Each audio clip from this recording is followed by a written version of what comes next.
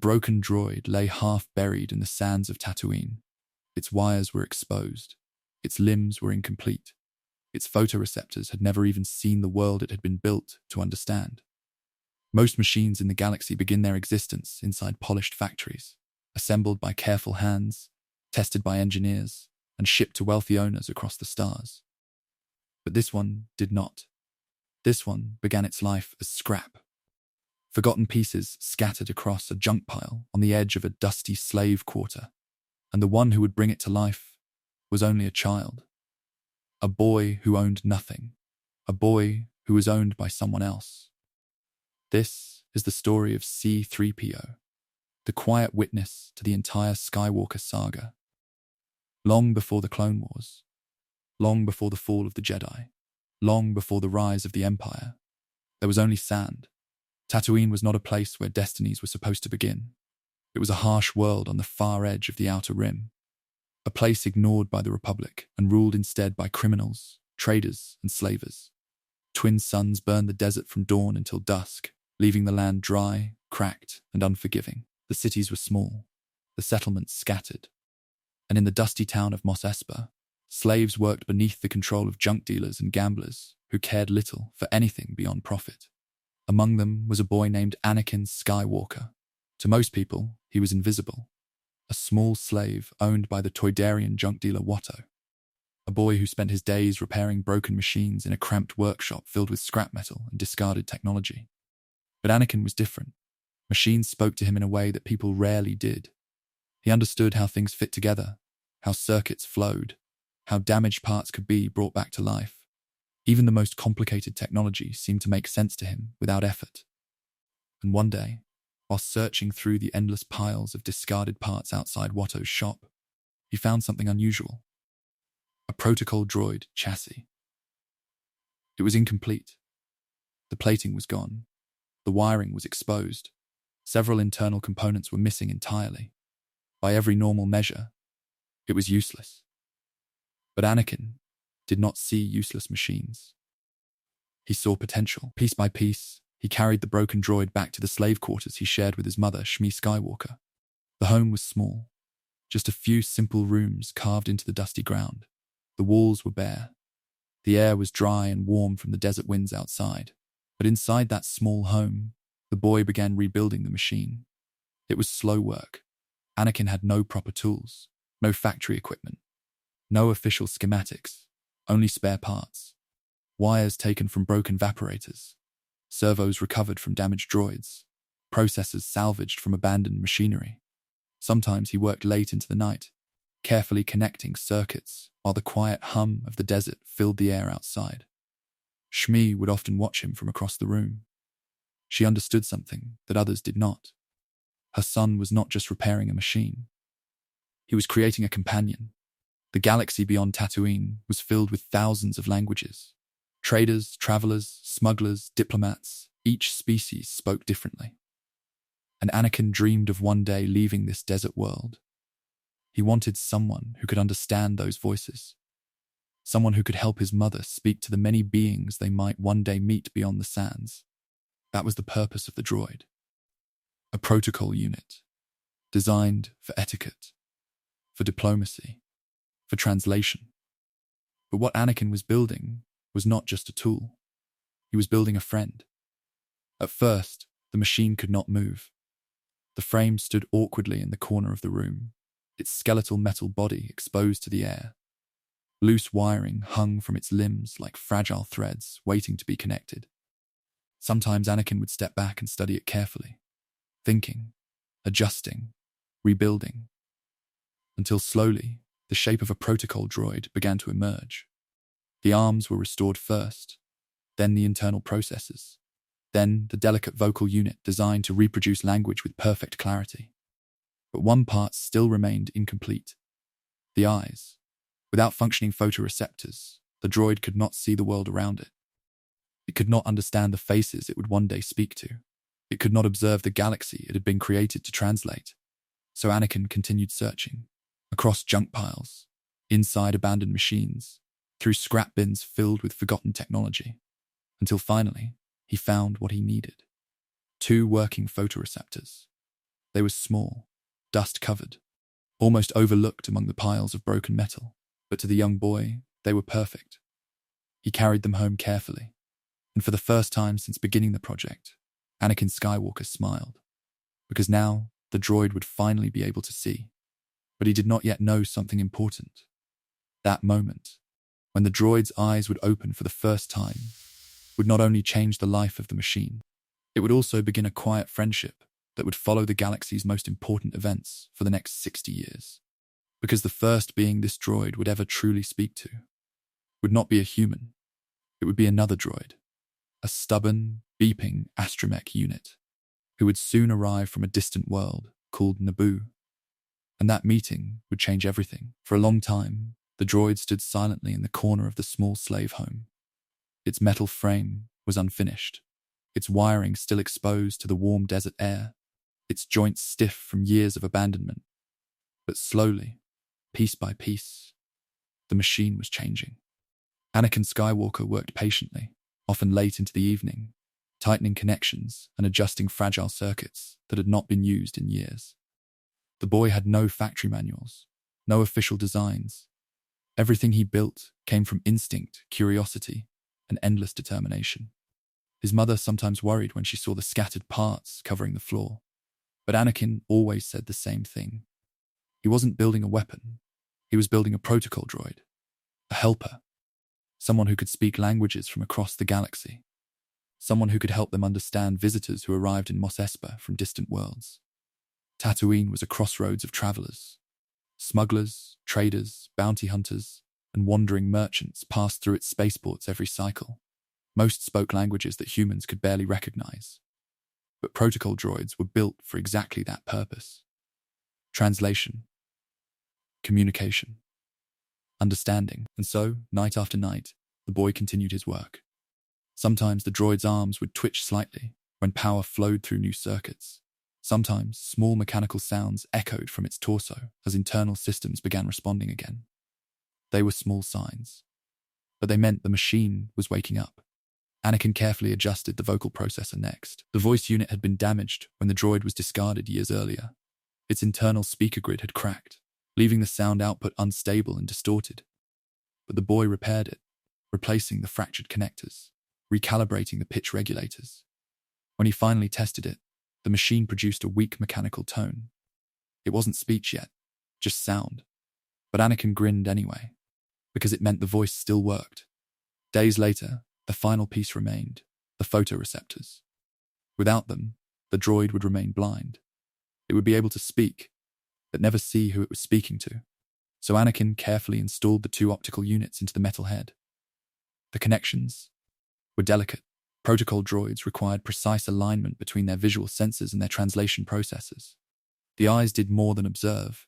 They helped identify facial expressions, gestures, and body language across countless species. That was what allowed them to communicate politely with organics, to understand emotion, to recognize tone, to behave with proper etiquette. When the final wire was secured, Anakin stepped back. The room was quiet. Outside, the desert wind moved gently across the slave quarter buildings. The distant sounds of Mos Espa drifted faintly through the walls. The boy took a slow breath. Then he activated the power cell. For a moment, nothing happened. The droid remained completely still. Then, softly, a faint electrical hum spread through the frame. The circuits awakened. Light flickered behind the photoreceptors. And for the very first time, the droid saw the world. The room appeared slowly through its new sensors. Dusty walls, a simple table, scrap parts scattered across the floor. And standing directly in front of it, the young boy who had built it. Anakin smiled nervously. He wasn't sure if the droid would work perfectly yet. Machines sometimes behaved unpredictably when first activated. But the processors adjusted quickly. Internal systems calibrated themselves. Language modules began loading.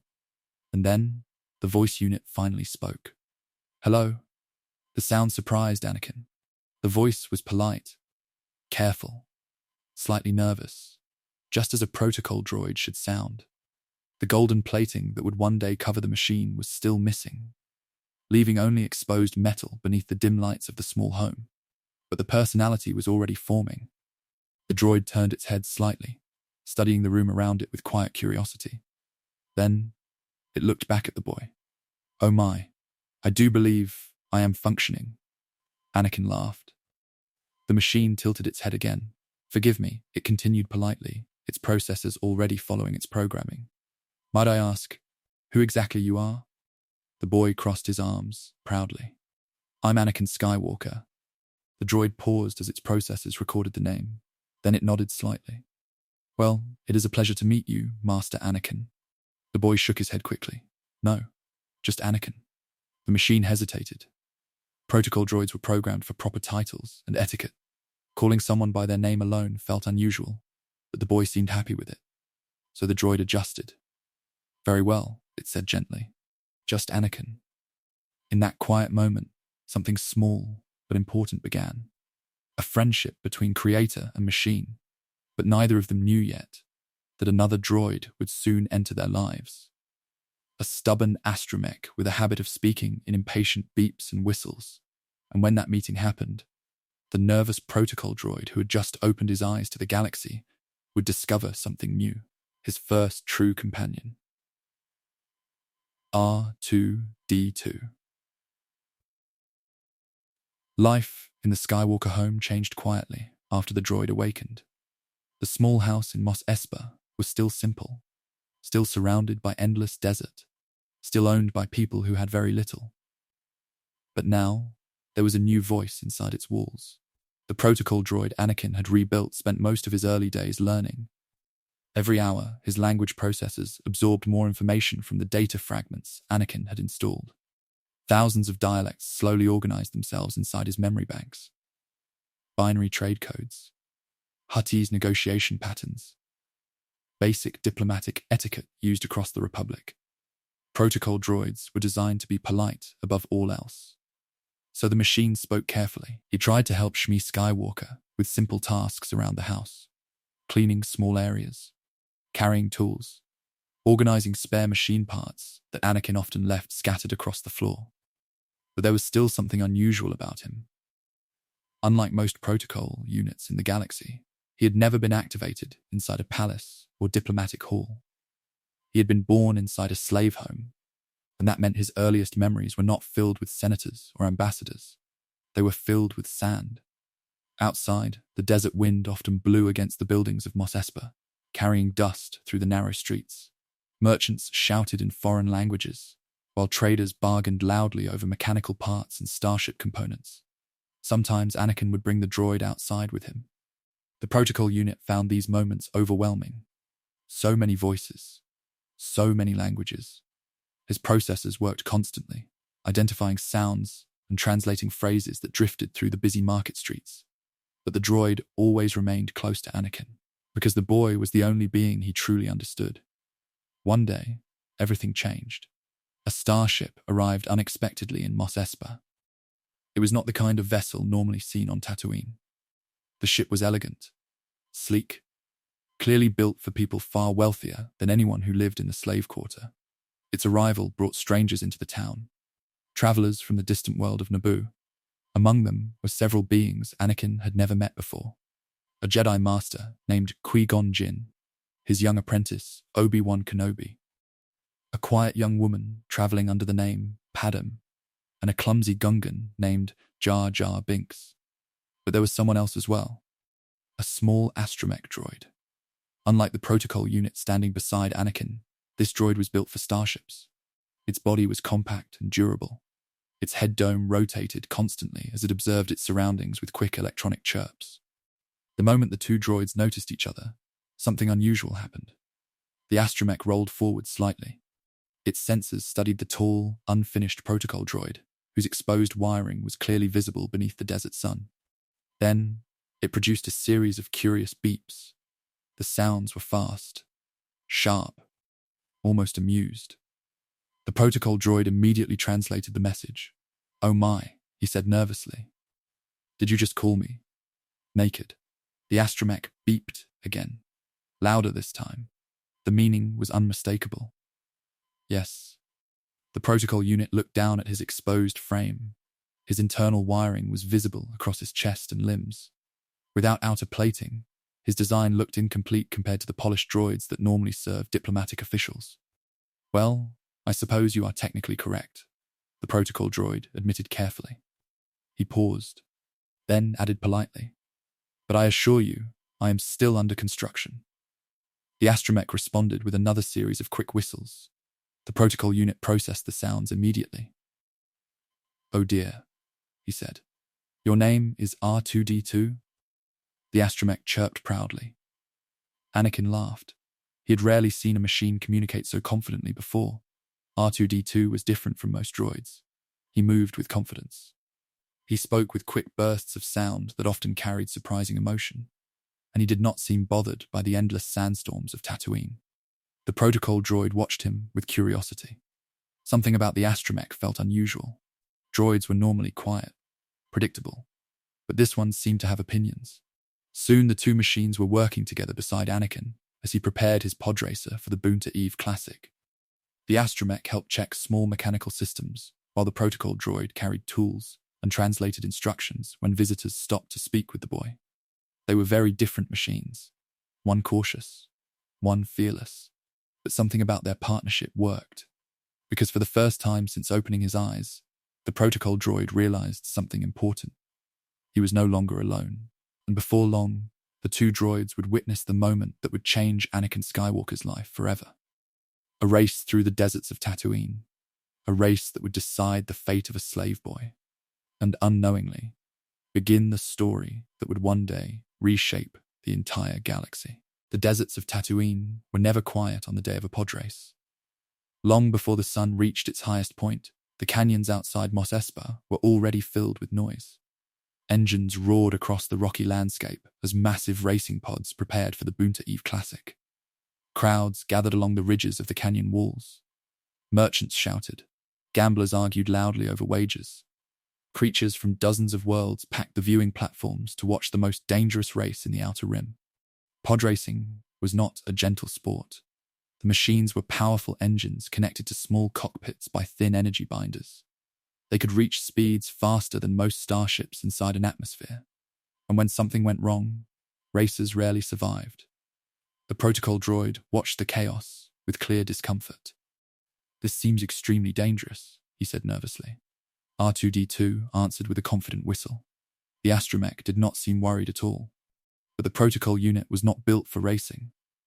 He was built for polite conversations and careful translations. Watching engines explode across the desert did not feel like proper etiquette. Yet this race mattered. Because Anakin Skywalker was going to compete. It was a strange situation. Human children were not normally capable of pod racing. The machines required lightning-fast reflexes and precise control to survive the twisting canyons of the racecourse. But Anakin was different. Even the experienced racers could see it. There was something unnatural about the way the boy piloted machines. He could sense movements before they happened, react faster than anyone else on the track. Some believed it was luck. Others believed something deeper was guiding him. The protocol droid did not understand any of that. But he knew one simple fact. If Anakin won the race, he would be free. The boy's owner, Watto, had reluctantly accepted a wager proposed by the Jedi Master Qui-Gon Jinn. If the boy won the Bonta Eve Classic, he would no longer be a slave. The thought seemed impossible. No human had ever won the race before. But as the racers prepared their engines, the boy stood calmly beside his podracer. R2-D2 rolled beside the machine, scanning its systems carefully. The astromech beeped several quick warnings about minor adjustments. Anakin made the changes immediately. Meanwhile, the protocol droid had been given a strange task. He was carrying a small flag, a bright banner representing Anakin's entry into the race. When the racers were introduced to the crowd, the protocol unit walked nervously onto the starting platform. His thin metal frame moved awkwardly beneath the desert sun. Crowds of spectators looked on curiously.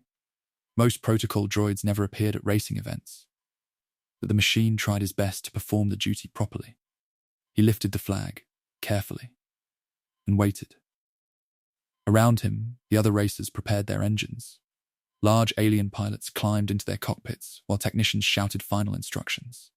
Among them was the most feared racer in the Outer Rim. Sebulba. The Dug pilot was brutal and ruthless. He had won many races before, and he had no intention of losing to a human child. The engines ignited. Energy beams connected the pods to their cockpits. The canyon walls shook with the sound of raw power. The protocol droid stepped quickly away from the starting line. The race signal sounded, and suddenly the desert exploded with motion. The racing pods surged forward across the sand. Engines screamed as they vanished into the twisting canyon course beyond the city. The protocol droid watched anxiously from the sidelines beside R2-D2. Dust clouds rose across the horizon as the racers disappeared into the rocky valleys of Tatooine. The astromech beeped with excitement, but the protocol unit remained worried. So many things could go wrong. The race course was filled with sharp cliffs, narrow tunnels, and sudden drops that destroyed inexperienced pilots. Yet Anakin continued moving forward, lap after lap, his pod racing through the desert faster than anyone expected. And when the race finally reached its final moments, the impossible happened. The slave boy from Mos Espa crossed the finish line first. Anakin Skywalker had won.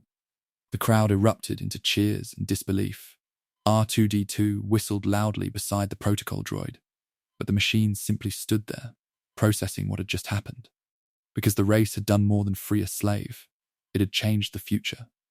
The boy who built him would soon leave Tatooine, leave the deserts behind, leave the small home where the droid had first opened his eyes.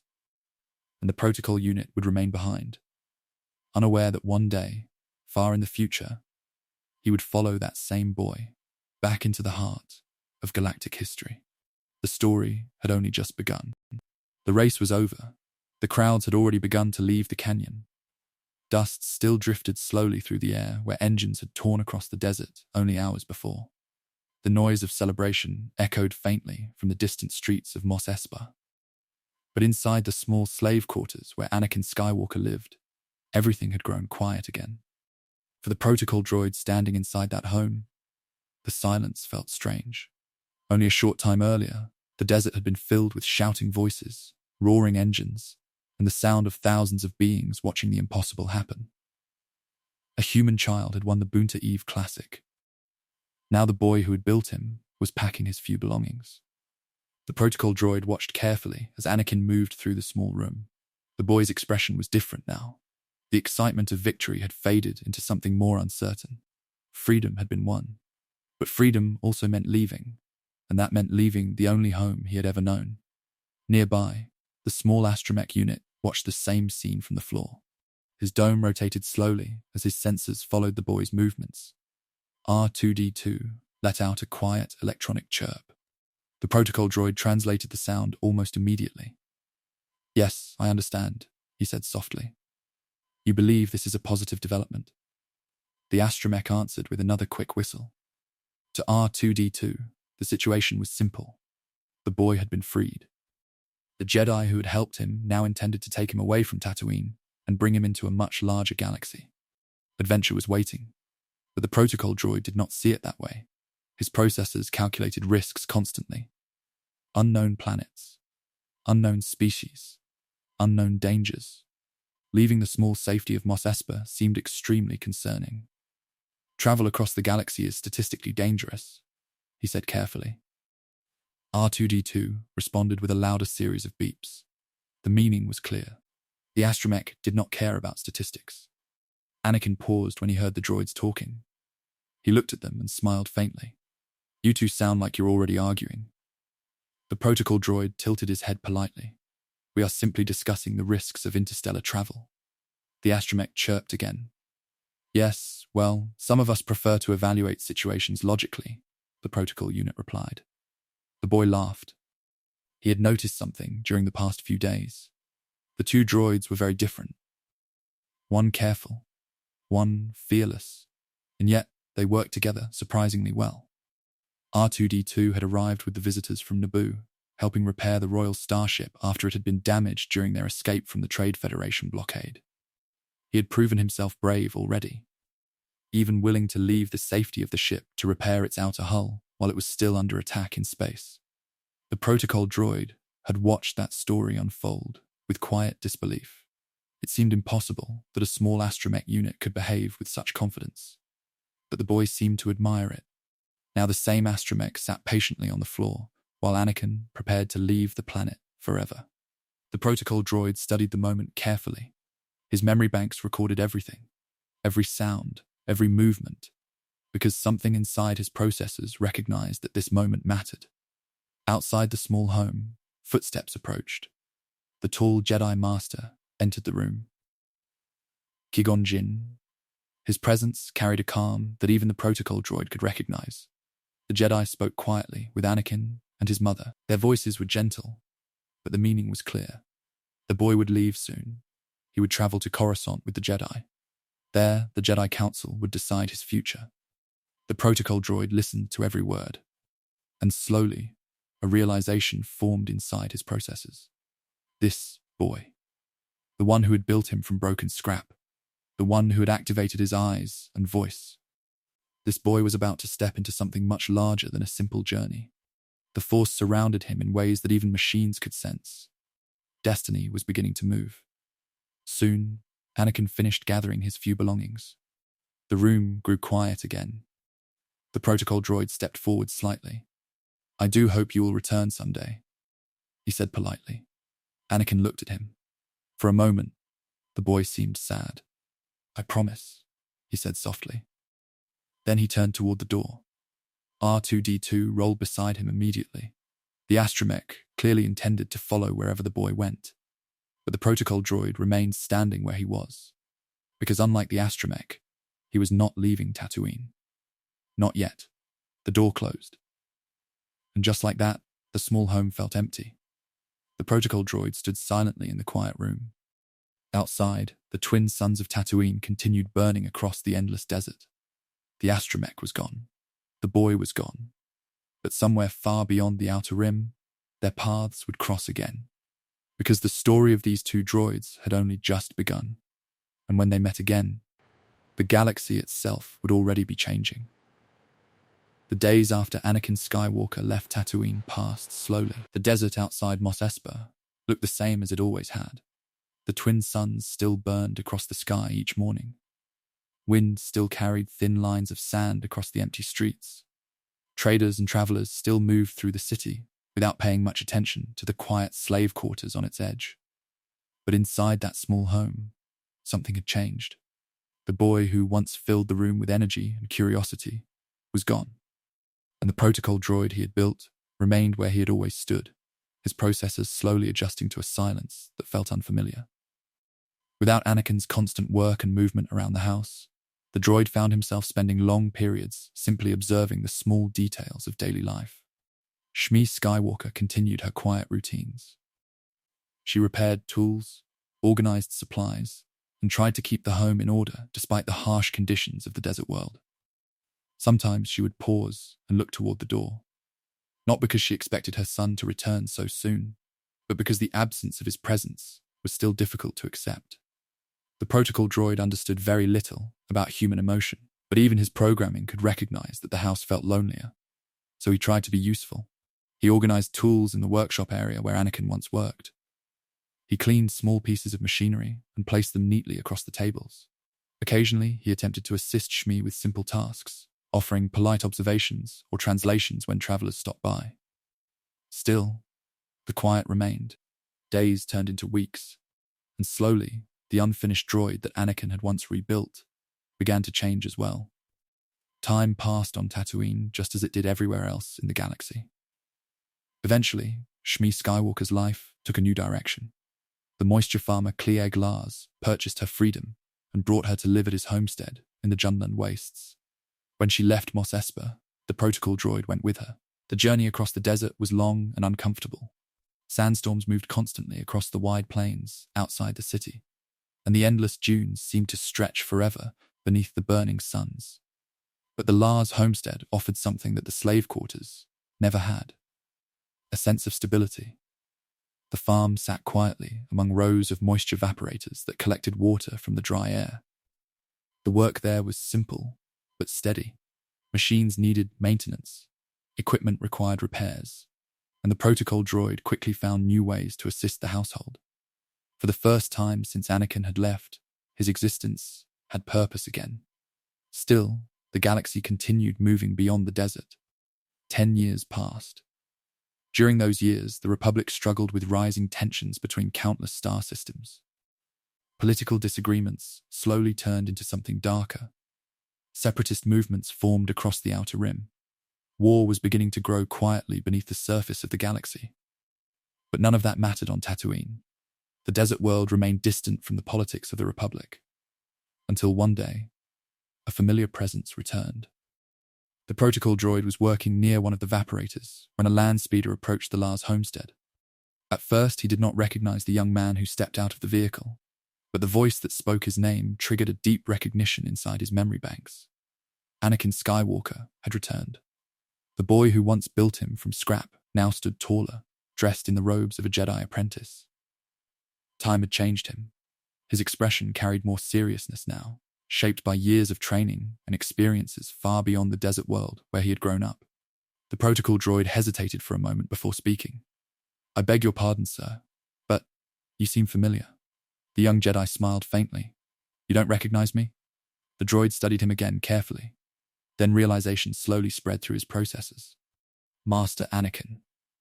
The name came out almost instantly. The Jedi nodded, and for the first time in many years, the protocol droid saw the boy who had built him standing in front of him once more. But this time, the galaxy had already begun to change around them, and the quiet years on Tatooine were about to end. The return of Anakin Skywalker brought movement back to the Lars homestead. For many years, the moisture farm had lived a quiet life beneath the burning suns of Tatooine. The routine rarely changed. Machines were repaired. Vaporators were maintained. The endless desert wind moved across the fields without interruption. But the arrival of the young Jedi disturbed that calm. The protocol droid observed everything carefully. Anakin was no longer the curious boy who once searched through junk piles in Mos Espa. His movements were sharper now. His voice carried confidence, but also a quiet tension that had not existed before. He had seen things beyond the desert, and the galaxy had changed him. Beside him stood a young woman the droid had also encountered years earlier, Padme Amidala. When they first met, she had traveled to Tatooine under a false identity, pretending to be a simple handmaiden. Now she had become a senator of the Galactic Republic. The protocol droid immediately recognized her. He bowed politely. "Senator Amidala," he said with careful respect. Padme smiled gently. She had always liked the strange protocol droid that Anakin had once built, and although his outer plating had changed over the years, his polite voice remained exactly the same. But this reunion was not a peaceful visit. Anakin had returned for a painful reason. His mother had been taken. Tusken Raiders had attacked the homestead days earlier, capturing Shmi Skywalker and dragging her into the deep deserts beyond the Junlan wastes. The moisture farmers had searched for her, but the desert was vast. The Tusken tribes moved constantly through the dunes, and the hope of finding a captive alive after many days was very small. The protocol droid listened quietly as the story unfolded. Even his logical processes could sense the growing tension inside Anakin. The young Jedi's voice became harder with every passing moment. His mother was suffering somewhere beyond the horizon, and he could feel it. That night, Anakin took a speeder and rode into the desert alone. The protocol droid remained at the homestead with the Lars family and Senator Amidala. Hours passed. The desert night was cold and silent. Eventually, the speeder returned. But the young Jedi did not come back the same man who had left. He carried his mother's body in his arms. The Tusken Raiders had tortured her, and by the time Anakin reached her, she had already died. The protocol droid stood quietly as the family gathered outside the homestead. The desert wind moved softly across the ground, while the small group mourned beneath the stars. Machines rarely understood grief, but even the protocol droid could detect the weight of that moment. Anakin Skywalker had lost the person who meant the most to him, and something inside him had changed forever. The funeral took place the following day. The desert sky was clear as the Lars family buried Shmi Skywalker near the moisture farm she had come to call home. The protocol droid remained nearby, observing the ceremony in respectful silence. But the galaxy did not allow long moments of peace. Soon after the funeral, an urgent message arrived. R2-D2 had remained aboard Padme's starship during their visit to the planet. When the astromech approached the homestead carrying the message, the protocol droid immediately recognized his old companion. The small droid rolled forward quickly, releasing a rapid series of beeps and whistles. The protocol unit processed the message instantly. "Master Anakin," he said carefully, "it appears there is trouble on the planet Geonosis." The message came from Obi-Wan Kenobi. The Jedi Knight had been captured while investigating the growing separatist movement. He was being held by Count Dooku. Anakin and Padme listened closely as the translation finished. The situation was urgent. If they did nothing, Obi-Wan would be executed. And so the quiet days on Tatooine came to an end. The protocol droid watched as the group prepared to leave the desert world once again. The galaxy was moving toward war, and this time he would not remain behind.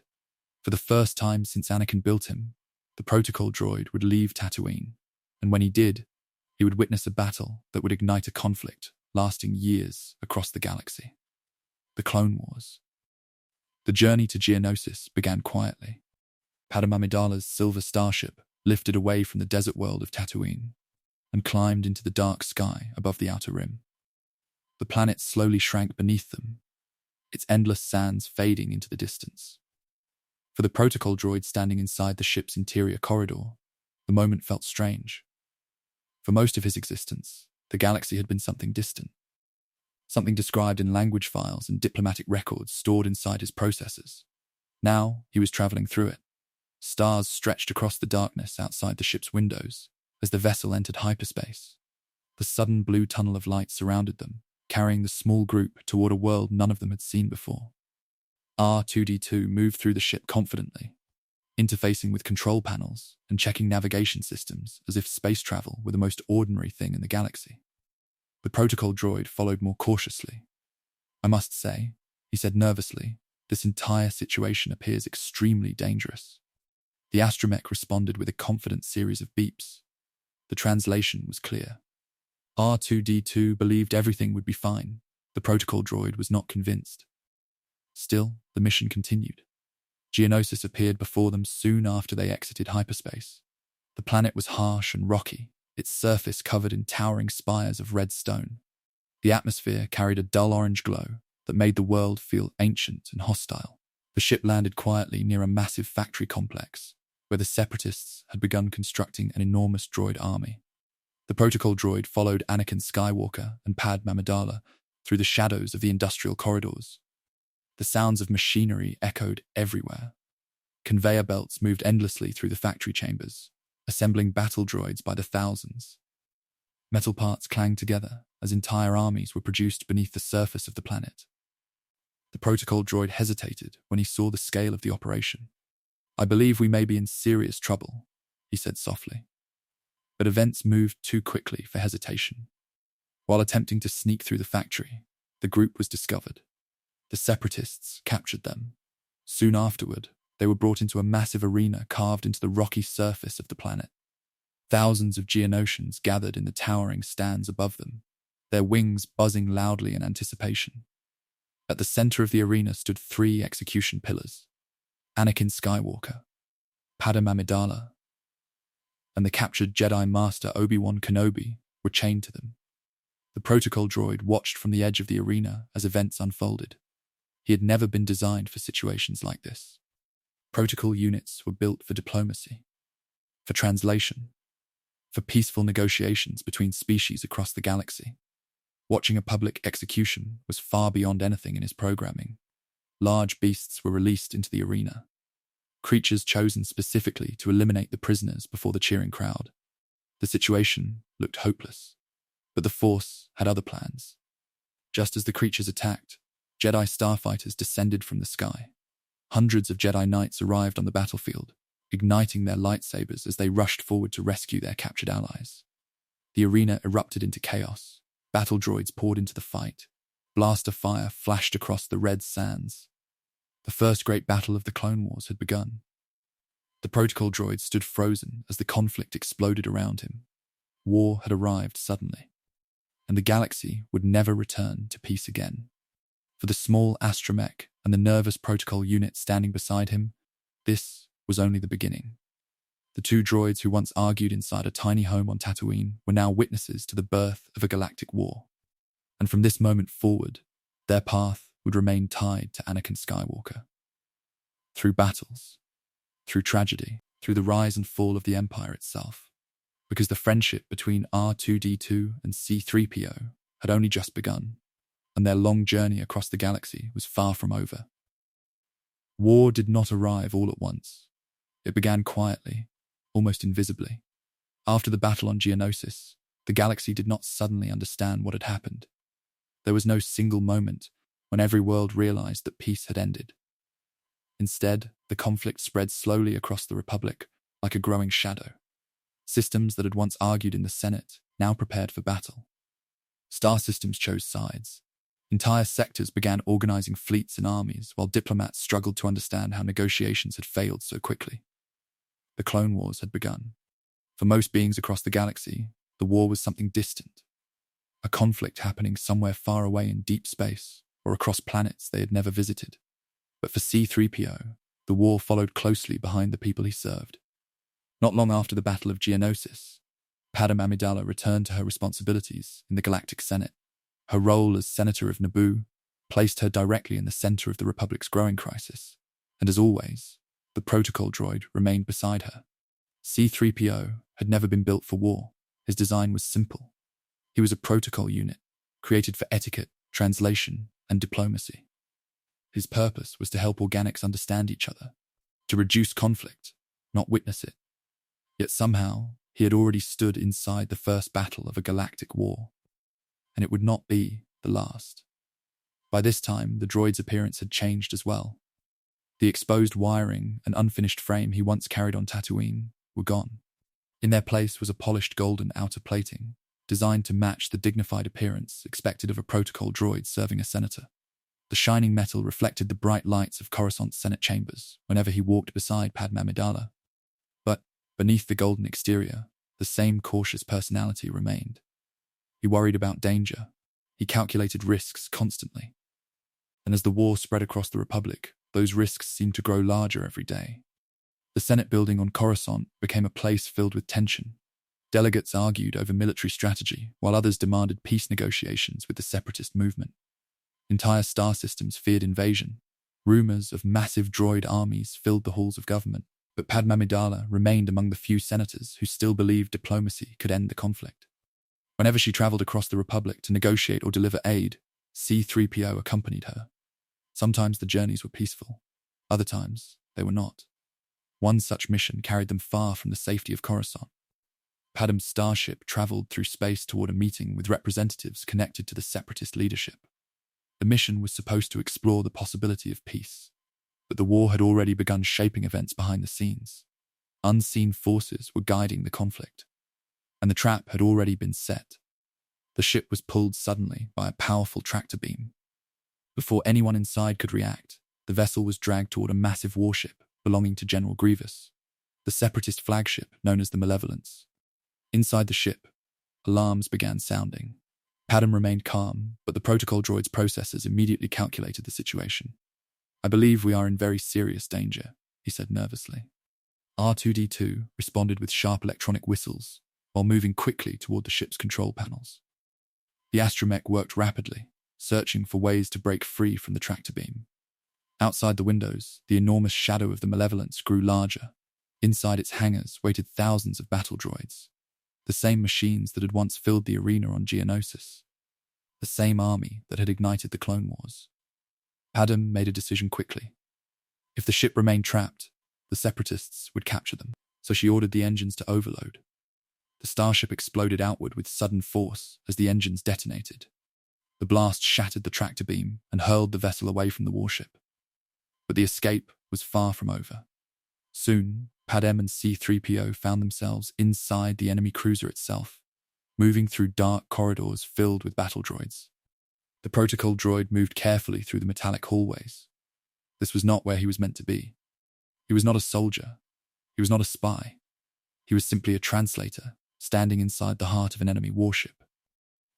And yet, like so many moments in his long life, history had pulled him directly into the center of events once again, because the Clone Wars were only beginning. And wherever Padme Amidala traveled during those years, C-3PO would follow. watching, worrying, and quietly witnessing the Republic slowly fall apart. Travel during the Clone Wars rarely brought peace.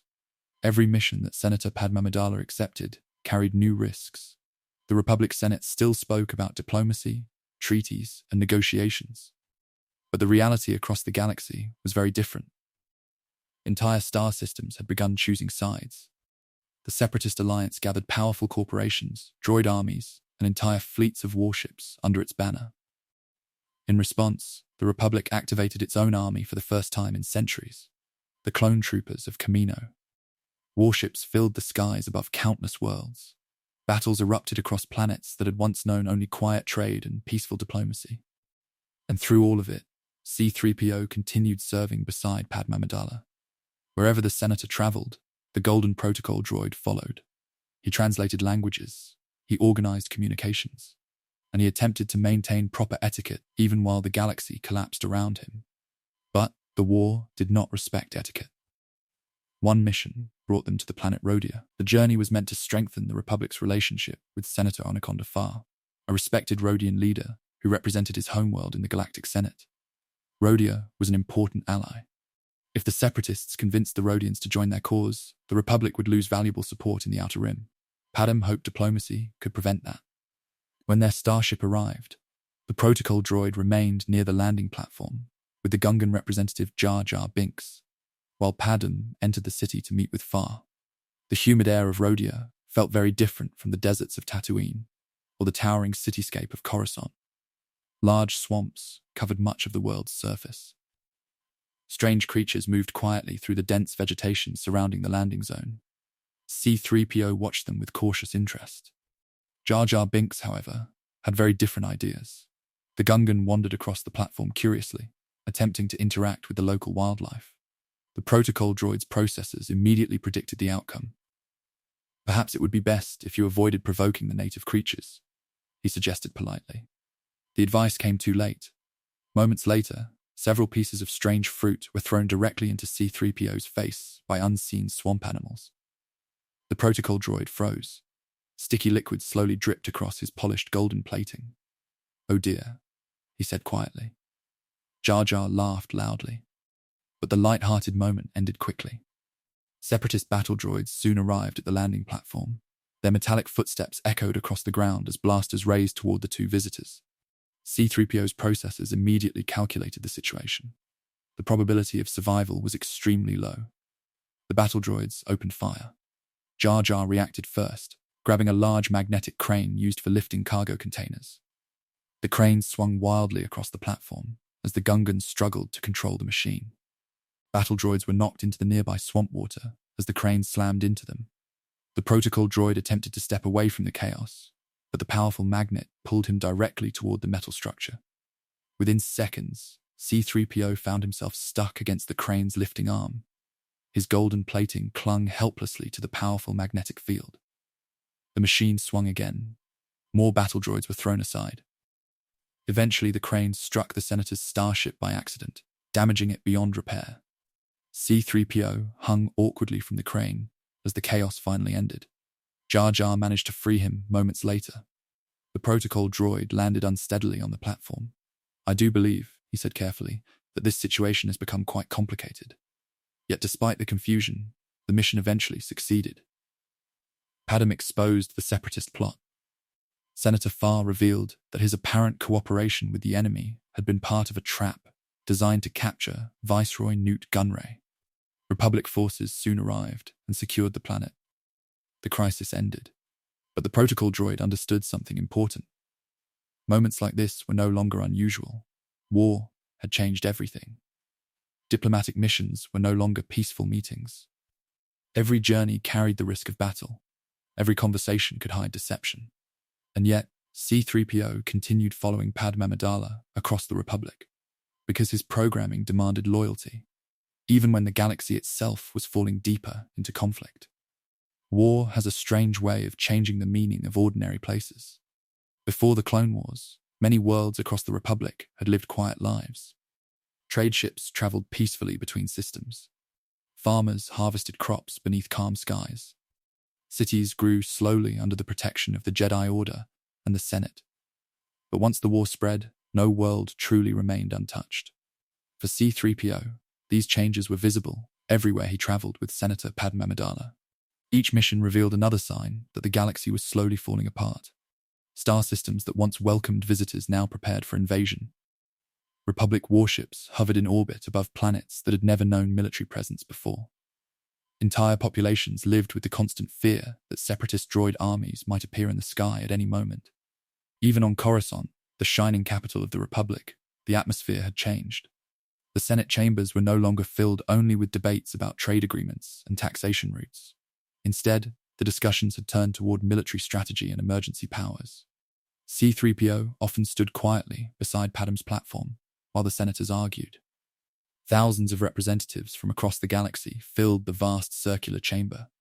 Their voices echoed through the enormous hall as they debated the growing conflict.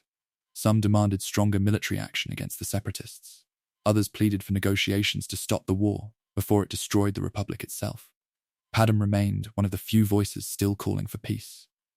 The protocol droid admired her dedication, even though he understood how dangerous those beliefs had become. War made patience seem weak, and patience was exactly what Padme continued to offer. But even as the Senate argued, the fighting continued across the galaxy. During one journey, Padme traveled to the planet Alderaan to meet with representatives who hoped to organize a peaceful solution to the war. The planet was known for its calm landscapes and elegant cities. Mountains rose above wide forests while bright lakes reflected the sky beneath them. It was the kind of world that seemed untouched by conflict. C-3PO found the atmosphere quite pleasant. It is reassuring, he said quietly, to see a planet that still values peace. But even Alderaan could not remain distant from the war. Rumors of political conspiracies had begun spreading through the Republic.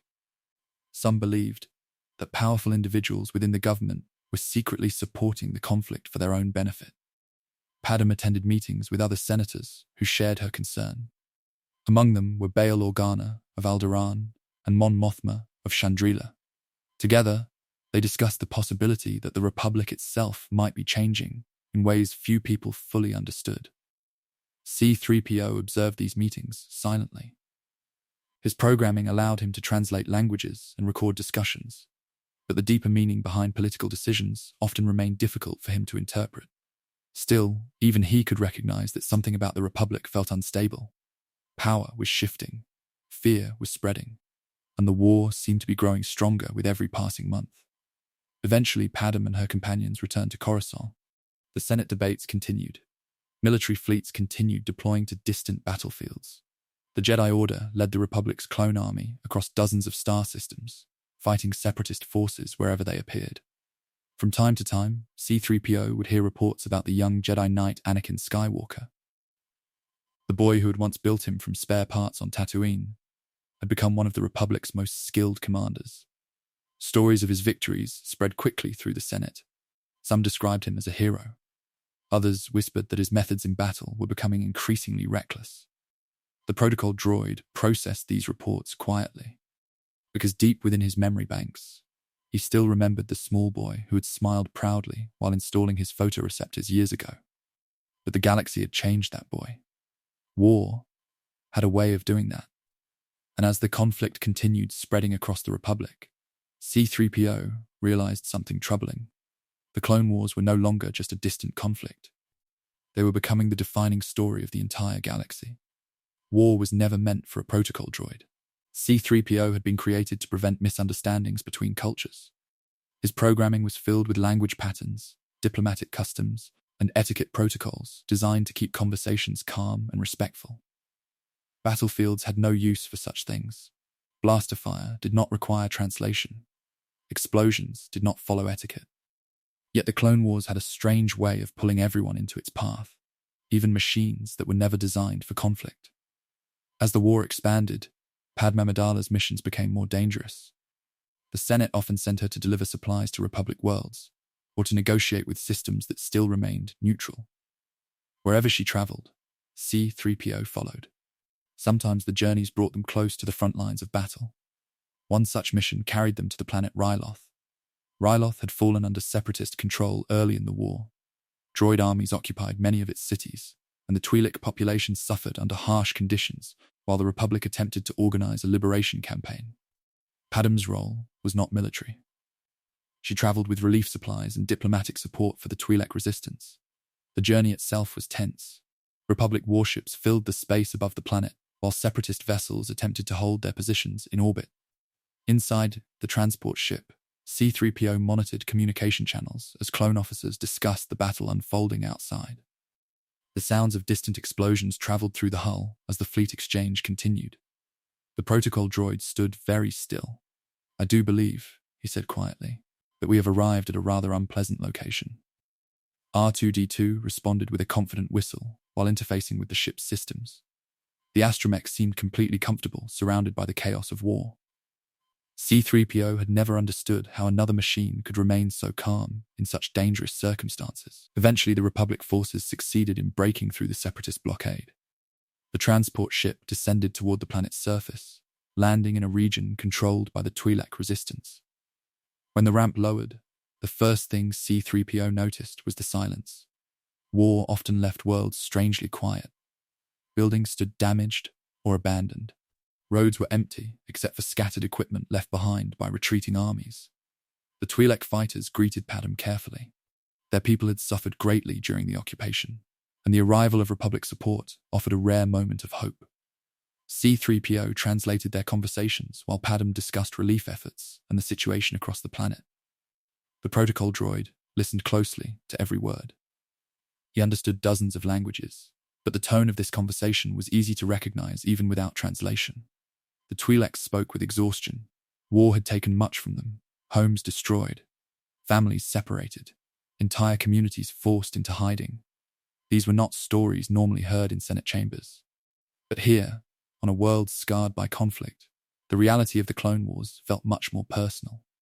Padam promised that the Republic would help rebuild the planet once the fighting ended. The Twi'lek leaders nodded politely.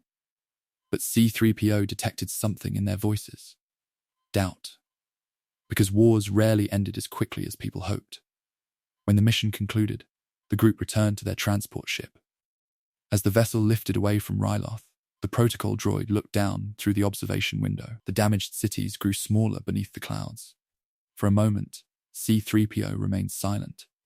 His processors replayed the conversations he had translated on the surface. The stories of suffering, the quiet fear hidden inside the voices of those who had survived the occupation. And slowly, the protocol droid reached a realization. The Clone Wars were not only battles between armies.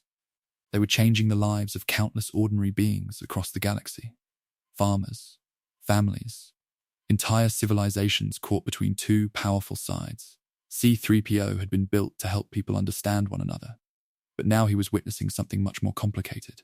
A galaxy that was slowly forgetting how to listen. As the ship entered hyperspace and the blue tunnel of stars stretched around them, the protocol droid remained still beside R2-D2. The astromech chirped quietly. C-3PO processed the sound. "Yes," he replied softly. "I believe the war may last a very long time." And far away, across the battlefields of the Republic, Anakin Skywalker continued fighting the conflict that would shape the rest of his life. A war that would eventually lead him down a path no one yet understood.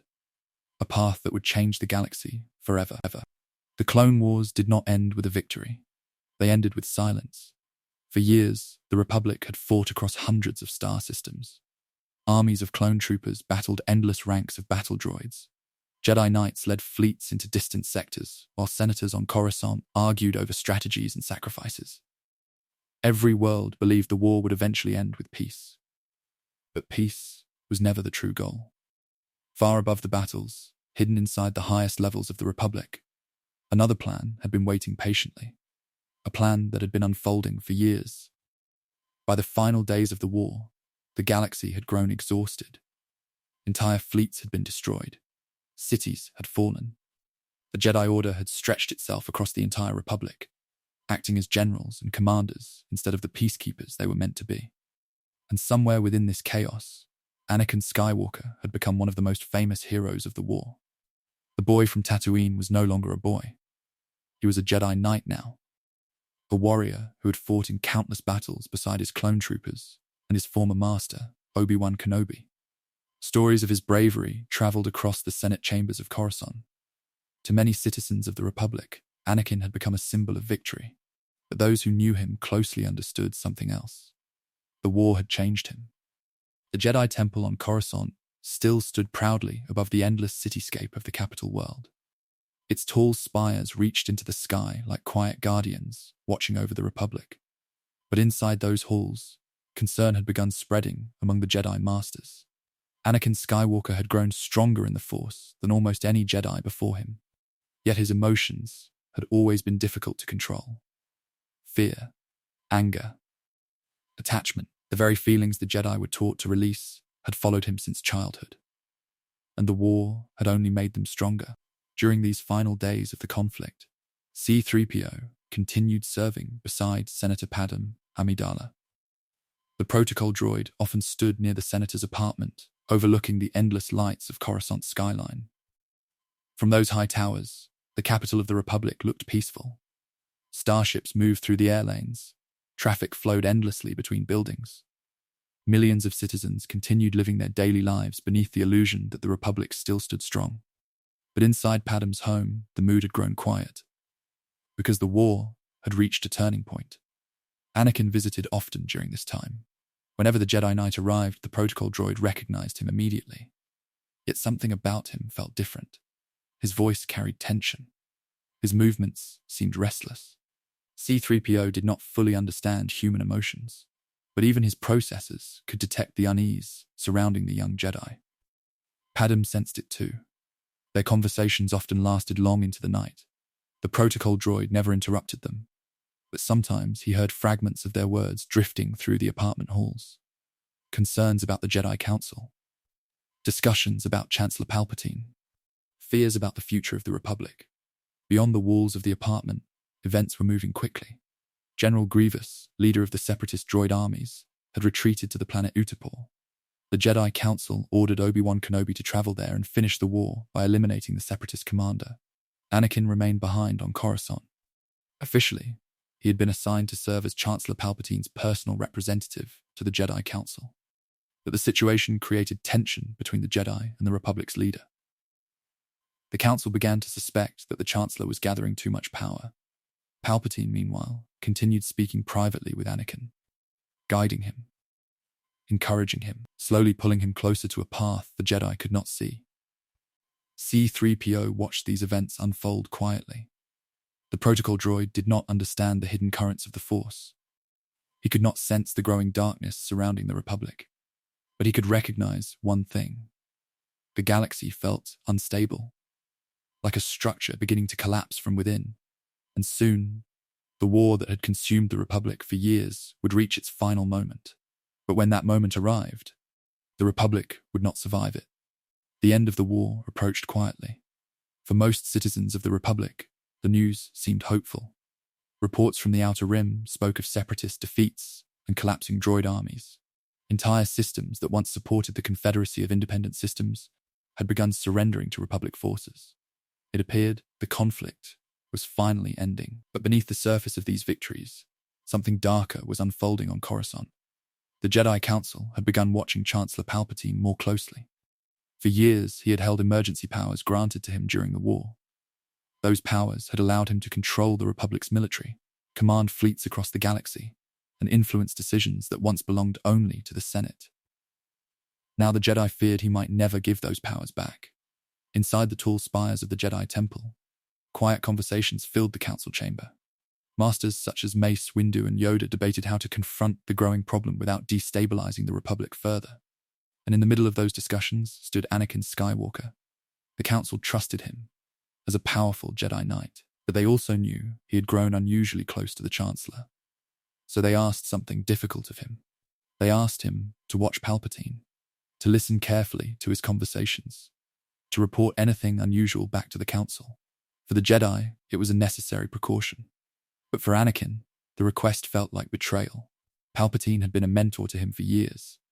The Chancellor had supported his rise within the Jedi Order, often praising his abilities and offering guidance when the Council refused to do so. Now the Jedi were asking Anakin to spy on him. C-3PO knew nothing about the details of these conversations. The protocol droid remained inside Padme Amidala's apartment most days, performing his usual duties.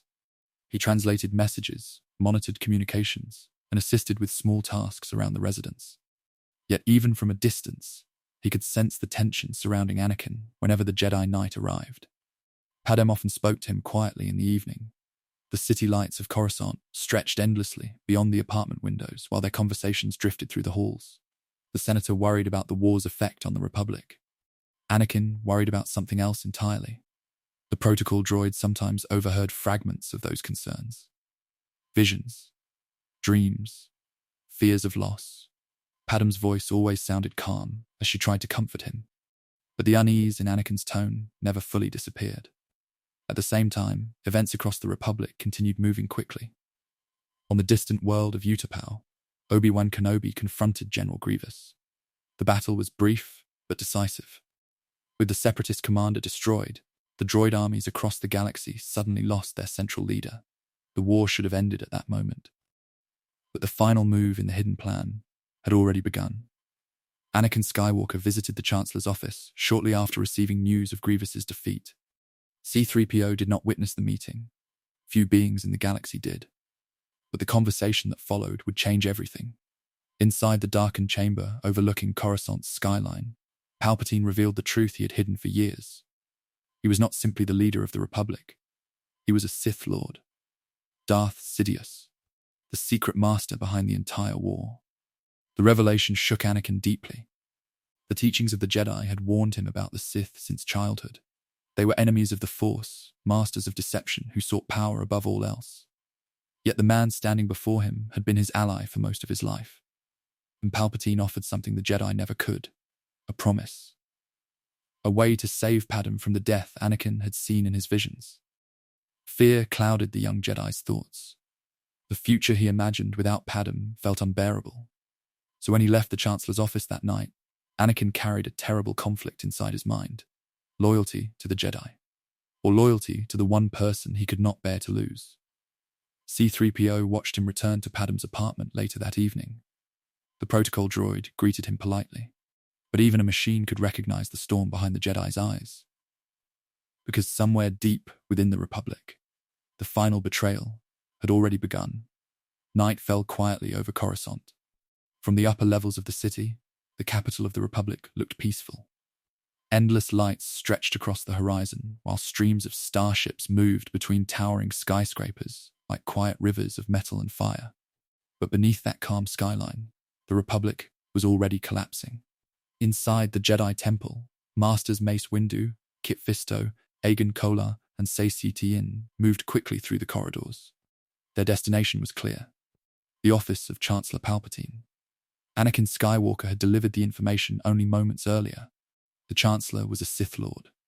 The enemy the Jedi had searched for throughout the entire war had been hiding in plain sight. Now the Jedi were going to confront him. At Padme Amidala's apartment, C-3PO stood near the balcony doors as the distant city lights flickered across his golden plating. The senator remained quiet behind him, her thoughts heavy with worry. She had sensed the tension growing inside Anakin for days. Now, he had suddenly left again. The protocol droid did not understand the full situation unfolding across the city, but the unease in the air felt impossible to ignore. Far away, inside the towering government district, the Jedi Masters entered Palpatine's office. The confrontation was brief and violent. Within moments, the dark truth revealed itself. Palpatine ignited a crimson lightsaber and attacked. The Sith Lord moved faster than the Jedi expected. Aegon Kolar and C-3PO fell almost immediately beneath the blade. Kit Fisto fought longer, but soon collapsed as well. Only Mace Windu remained. The battle that followed echoed across the office chamber. Two masters of the Force clashed beside the towering windows, overlooking Coruscant's endless skyline. Blue and red lightsabers flashed across the darkened room, while lightning erupted from Palpatine's hands. Eventually, Windu gained the advantage. The Sith Lord lay on the ground, defeated, his power broken. For a moment, the war seemed ready to end. Then the door behind them opened. Anakin Skywalker had arrived. He stared at the scene in disbelief. The Jedi Master stood over the fallen Chancellor with his blade raised. Palpatine's voice sounded weak. He claimed the Jedi were attempting a coup, that they were trying to seize control of the Republic. Anakin's mind raced. The Jedi had taught him for years that the Sith must be destroyed. But Palpatine had promised something else, the power to save Padme. Windu raised his lightsaber for the final strike, and in that moment, Anakin made his choice. His blade flashed. Mace Windu's hand fell to the floor. The Jedi Master stared in shock. Palpatine rose instantly. Lightning erupted from his hands once again, striking Windu with overwhelming force. The blast hurled the Jedi Master through the tall window and into the endless night of Coruscant. Silence followed. Anakin Skywalker stood frozen inside the chamber. Everything had changed in a single moment. Palpatine looked at him slowly. Then the Sith Lord spoke the name that would replace the Jedi Knight forever. Darth Vader. The Republic's greatest hero had fallen, and across the galaxy, the final command of the Sith was already spreading through the clone armies. Order 66. On countless battlefields, clone troopers turned their weapons against the Jedi who had led them for years. Lightsabers ignited across the galaxy. But most Jedi never saw the attack coming. Inside the Jedi Temple, the younglings waited quietly in their training halls.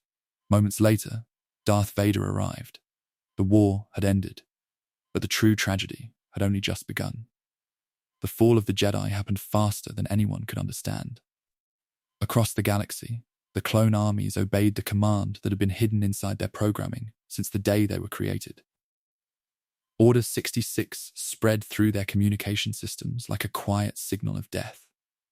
On distant battlefields, Jedi generals stood beside the soldiers they had trusted for years. Then suddenly, the soldiers turned their weapons. Blaster fire filled the air. Many Jedi never even had time to ignite their lightsabers.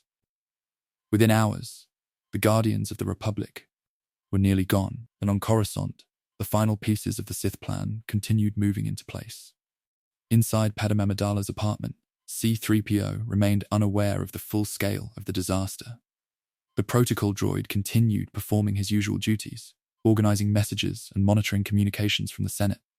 But something in the city had changed. Traffic across the skyline moved strangely. Emergency signals flashed through the communication networks. Military ships began appearing in larger numbers above the capital. Even the air inside the apartment felt tense. Padme stood near the tall windows, overlooking Coruscant's endless lights. Her thoughts remained fixed on one person, Anakin. She had felt the disturbance in him earlier that night. The young Jedi had left suddenly, his mind clouded by conflict and fear. Now she waited in silence, hoping he would return. Eventually, the door opened. Anakin Skywalker stepped inside. But the man who entered the apartment felt different. C-3PO recognized him immediately. The protocol droid stepped forward politely, ready to greet him as he had many times before. Yet something about the Jedi Knight's presence caused the droid to hesitate. Anakin's expression had changed. The calm confidence he once carried was gone. In its place stood a man who seemed distant, almost hollow. Padme approached him slowly. She spoke gently, asking what had happened. Anakin answered quietly. The Jedi Order had betrayed the Republic, he claimed. The war had forced him to make difficult choices. Now he believed the only way to bring peace to the galaxy was through absolute control. Padme listened carefully, but her concern only grew. This was not the man she knew. This was someone else. C-3PO stood silently as their conversation unfolded. The protocol droid's processors recorded every word, but even his advanced language systems struggled to understand the deeper meaning behind Anakin's tone. Soon the discussion ended. Anakin left the apartment once again, heading toward the volcanic world of Mustafar, where the remaining separatist leaders waited. Padme remained behind, shaken by what she had heard. The protocol droid approached her carefully. "Is everything all right, Senator?" he asked politely. Padme forced a small smile, but the worry in her eyes remained clear. Days later, the Republic announced its transformation. Chancellor Palpatine addressed the Senate from the center of the Great Chamber on Coruscant. The Jedi Order had attempted a coup, he claimed. The Republic had been saved from betrayal. To ensure peace and stability, a new government would rise. The Galactic Empire. Thunderous applause filled the Senate chamber. Many senators celebrated the promise of order after years of war.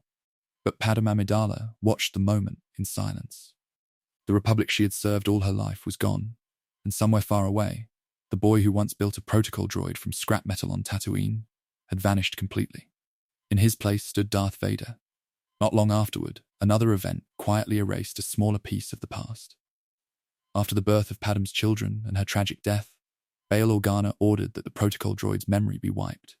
The command was simple: all records of the Clone Wars, all knowledge of Anakin Skywalker's fall, all memories connected to the final days of the Republic. The technicians carried out the procedure carefully. When the process finished, C-3PO's systems restarted. The droid's golden photoreceptors flickered as his processors awakened. He looked around the room with polite confusion. "I beg your pardon," he said softly, "but I appear to be missing some information."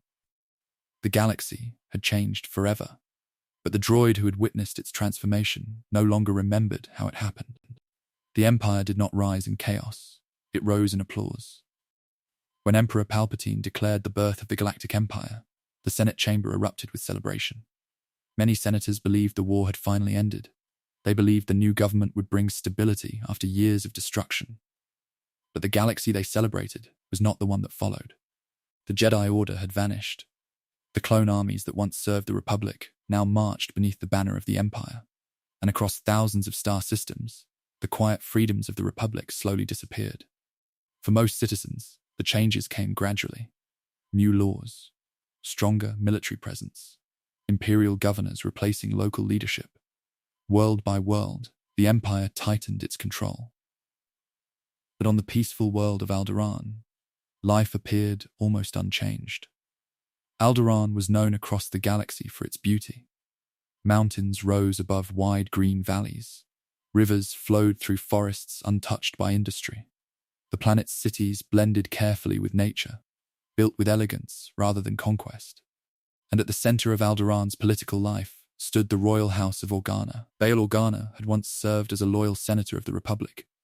Now he continued his work under the Empire, representing Alderaan in the Imperial Senate. To the outside galaxy, he appeared to be a quiet supporter of the new government. But the truth was far more complicated. Inside the halls of the royal palace, whispers of concern had already begun. Bail Organa had witnessed the fall of the Republic from the very beginning. He had seen the Jedi Temple burn. He had watched the Senate surrender its power to the Emperor. And he understood something that many others refused to see. The Empire was not temporary. It was permanent. Within the palace, two familiar droids had become constant companions to the royal family. One of them spoke constantly. The other rarely spoke at all. C-3PO stood near the tall windows of the Alderaanian palace, his polished golden plating reflecting the soft light of the afternoon sky. Since his memory wipe at the end of the Clone Wars, the protocol droid had been assigned to serve the Organa household. His duties were simple: translation, protocol, assisting the royal family with diplomatic matters whenever necessary. Beside him, the small astromech unit, known as R2-D2, rolled quietly along the marble floor, scanning nearby systems and occasionally producing short electronic whistles. The two droids had been reunited on Alderaan not long after the fall of the Republic. Neither of them fully understood how long their story together had already been unfolding, because the memory wipe had erased nearly everything C-3PO once knew. The wars, the Jedi, even the boy who had built him from scrap metal on Tatooine, those memories were gone. But R2-D2 still remembered everything. The astromech carried decades of history inside his databanks, and sometimes, when the protocol droid spoke nervously about politics or imperial activity, R2-D2 responded with quiet beeps that suggested he understood far more than he revealed. C-3PO, however, remained focused on his duties. The palace itself was calm most days. Diplomatic visitors arrived regularly. Alderaan remained respected across the galaxy as a peaceful and cultured world. Many beings still traveled there seeking guidance from Bail Organa. The protocol droid greeted these visitors politely. He translated languages and ensured that every meeting followed proper etiquette. Yet even in such a peaceful place, subtle changes were beginning to appear. Imperial starships occasionally passed through the Alderaan system. Reports from distant planets spoke of strict military control. Entire worlds had begun losing their representation in the Senate. C-3PO often heard fragments of these discussions during political gatherings. He recorded the conversations carefully, though he rarely understood their deeper meaning. But Bail Organa understood them perfectly. Because while the Empire grew stronger in public, something else had quietly begun forming in secret. A resistance, small at first, fragile, but determined. And though the protocol droid could not yet see it, the quiet halls of Alderaan were slowly becoming one of the places where the rebellion itself would begin. The palace of Alderaan was filled with quiet routines. Morning light often entered through the tall windows, overlooking the wide valleys beyond the capital city. The mountains in the distance remained covered in soft clouds, while birds moved calmly through the gardens surrounding the royal residence. For visitors arriving from more industrial worlds, Alderaan felt almost unreal. The planet had chosen peace long ago. Cities were designed carefully, so they would not damage the natural landscape. Even the royal palace seemed less like a fortress, and more like a place of reflection. C-3PO appreciated this environment greatly. Protocol droids were not built for harsh worlds or loud battlefields. They were designed for diplomacy and order. Alderaan offered both. Most days, the golden droid spent his time assisting the royal household with small tasks. He greeted guests arriving from other systems. He translated languages spoken by visiting diplomats. And he ensured that every meeting inside the palace followed the careful traditions expected of Alderaanian leadership. But one of his most important responsibilities involved a very young member of the royal family, Princess Leia Organa. When C-3PO first encountered the child, she was still very small. Her steps were quick and curious as she moved through the palace corridors, often followed closely by the small astromech droid, who had already become one of her favorite companions. R2-D2 rarely stayed still for long. The astromech often rolled behind Leia as she explored the palace gardens or wandered through the long marble hallways. Whenever she asked questions about the galaxy beyond Alderaan, the small droid responded with cheerful electronic chirps. C-3PO often followed behind them, attempting to maintain proper order. "Your Highness," he would say politely, "it may be wise to avoid running through the diplomatic wing." Leia rarely slowed down. Even as a child, her determination was clear. She asked many questions about the galaxy, about the Empire, about the strange political meetings her father often attended. The protocol droid did his best to answer what he could, but many subjects were beyond his programming. The politics of the Empire remained complicated, even for a machine capable of translating millions of languages. Yet Bail Organa always encouraged Leia to learn. The senator believed knowledge would be important for her future. And though the princess did not yet fully understand it, she was growing up in a galaxy that was slowly becoming more dangerous. Sometimes Leia joined her father during quiet meetings inside the palace library. C-3PO often stood nearby while the discussions took place. Visitors arrived from many different worlds. Some were senators who still served in the Imperial Senate. Others were representatives from systems that had begun questioning the Empire's authority. The conversations were always careful. Voices remained calm. But beneath those polite discussions, the protocol droid could detect something unusual: concern, fear, and sometimes quiet anger. Leia listened closely whenever these meetings happened. Though she was still young, she seemed to understand that the galaxy was changing. One evening, after several visitors had departed, Leia stood beside the large balcony overlooking Alderaan's capital city. C-3PO waited politely nearby. "3PO," she said suddenly. "Yes, Your Highness. Do you think the Empire is good?" The question surprised the protocol droid. He paused carefully before answering. "Well, the Empire does claim to provide order and stability across the galaxy." Leia looked out at the distant mountains for a moment. Then she spoke again. "That isn't what my father says." C-3PO tilted his head slightly. "Senator Organa is a very thoughtful leader," he replied, "and he cares deeply about the well-being of the Republic, or rather, the Empire." Leia nodded slowly. The young princess seemed to be thinking about something much larger than her age suggested. R2-D2 released a quiet electronic beep beside her. C-3PO translated the sound immediately. "Oh dear," the protocol droid said softly. "It appears R2-D2 believes the galaxy may become even more complicated in the years ahead." Leia looked down at the astromech and smiled slightly. "Then we should probably be ready." The protocol droid did not fully understand what she meant. But one thing was becoming clear. The young princess growing up inside the peaceful world of Alderaan would soon play a role in events far beyond the palace walls. And wherever Princess Leia traveled in the future, C-3PO and R2-D2 would follow. The years that followed passed quietly on Alderaan. From the outside, the world still looked peaceful. Its mountains remained untouched, its cities calm, its skies free of the heavy traffic that filled worlds like Coruscant. Visitors often described Alderaan as one of the last places in the galaxy where the ideals of the old Republic still survived. But beneath that peaceful image, something careful and deliberate was slowly growing. Bail Organa had never trusted the Empire. From the moment Emperor Palpatine announced the creation of the new government, Organa had watched every change with concern.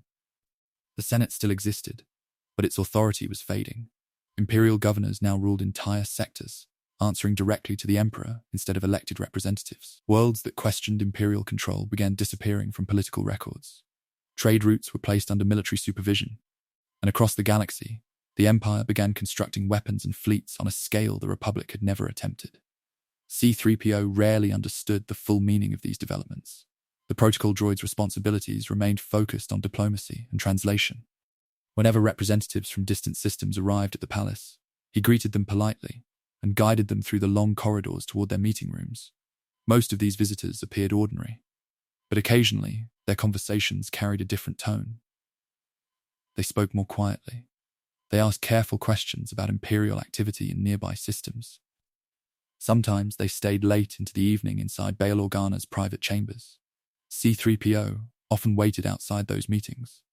Protocol demanded that sensitive political discussions remain confidential. Yet even from the hallway, the droid could sense that these gatherings were different from ordinary diplomacy. R2-D2 noticed it as well. The small astromech often positioned himself near communication terminals during these visits, occasionally releasing short beeps while monitoring signals passing through the palace systems. One evening, after several visitors had departed, C-3PO turned toward his companion. "I must say," the protocol droid remarked quietly, "these meetings appear increasingly unusual." R2-D2 answered with a brief whistle. C-3PO processed the sound. "Yes, I suppose you may be correct," he replied. The astromech believed something important was happening, but the protocol droid could not yet see it clearly. What C-3PO did not know was that many of the visitors arriving on Alderaan were not ordinary diplomats. Some were senators who had begun secretly opposing the Empire. Others represented worlds already suffering under Imperial control. Together with Bail Organa, they were slowly forming connections across the galaxy. Small alliances, quiet agreements, carefully hidden communication networks. The foundation of something new. The Empire called it treason. But those involved saw it differently. They believed the Republic had not truly died. They believed its ideals could still survive. The conversations continued for years. As Princess Leia grew older, she began attending some of these meetings as well. By the time she reached her teenage years, her intelligence and determination had already impressed many of the visitors arriving at the palace. C-3PO often stood nearby while she listened to discussions about Imperial expansion and growing resistance across several star systems. Though she remained calm during these conversations, the protocol droid noticed something about her expression. Resolve. Leia Organa was not simply observing these events. She was preparing for them. Eventually, even the Empire began noticing unusual activity across the galaxy. Reports reached Coruscant describing small acts of resistance on distant worlds, sabotaged supply routes, secret information leaks, and whispers of organized opposition beginning to spread between star systems. The Empire responded with stronger military patrols. Imperial officers searched for signs of rebellion, but for the moment, the movement remained hidden. And deep within the peaceful halls of Alderaan's royal palace, hope was quietly taking shape. The Empire ruled the galaxy with strength. From the outside, its power seemed absolute. Imperial star destroyers moved across hyperspace lanes like silent guardians of the Emperor's authority. Stormtroopers enforced new laws on thousands of worlds. Governors replaced senators, and systems that once enjoyed freedom now lived under constant military oversight. To many citizens, resistance felt impossible.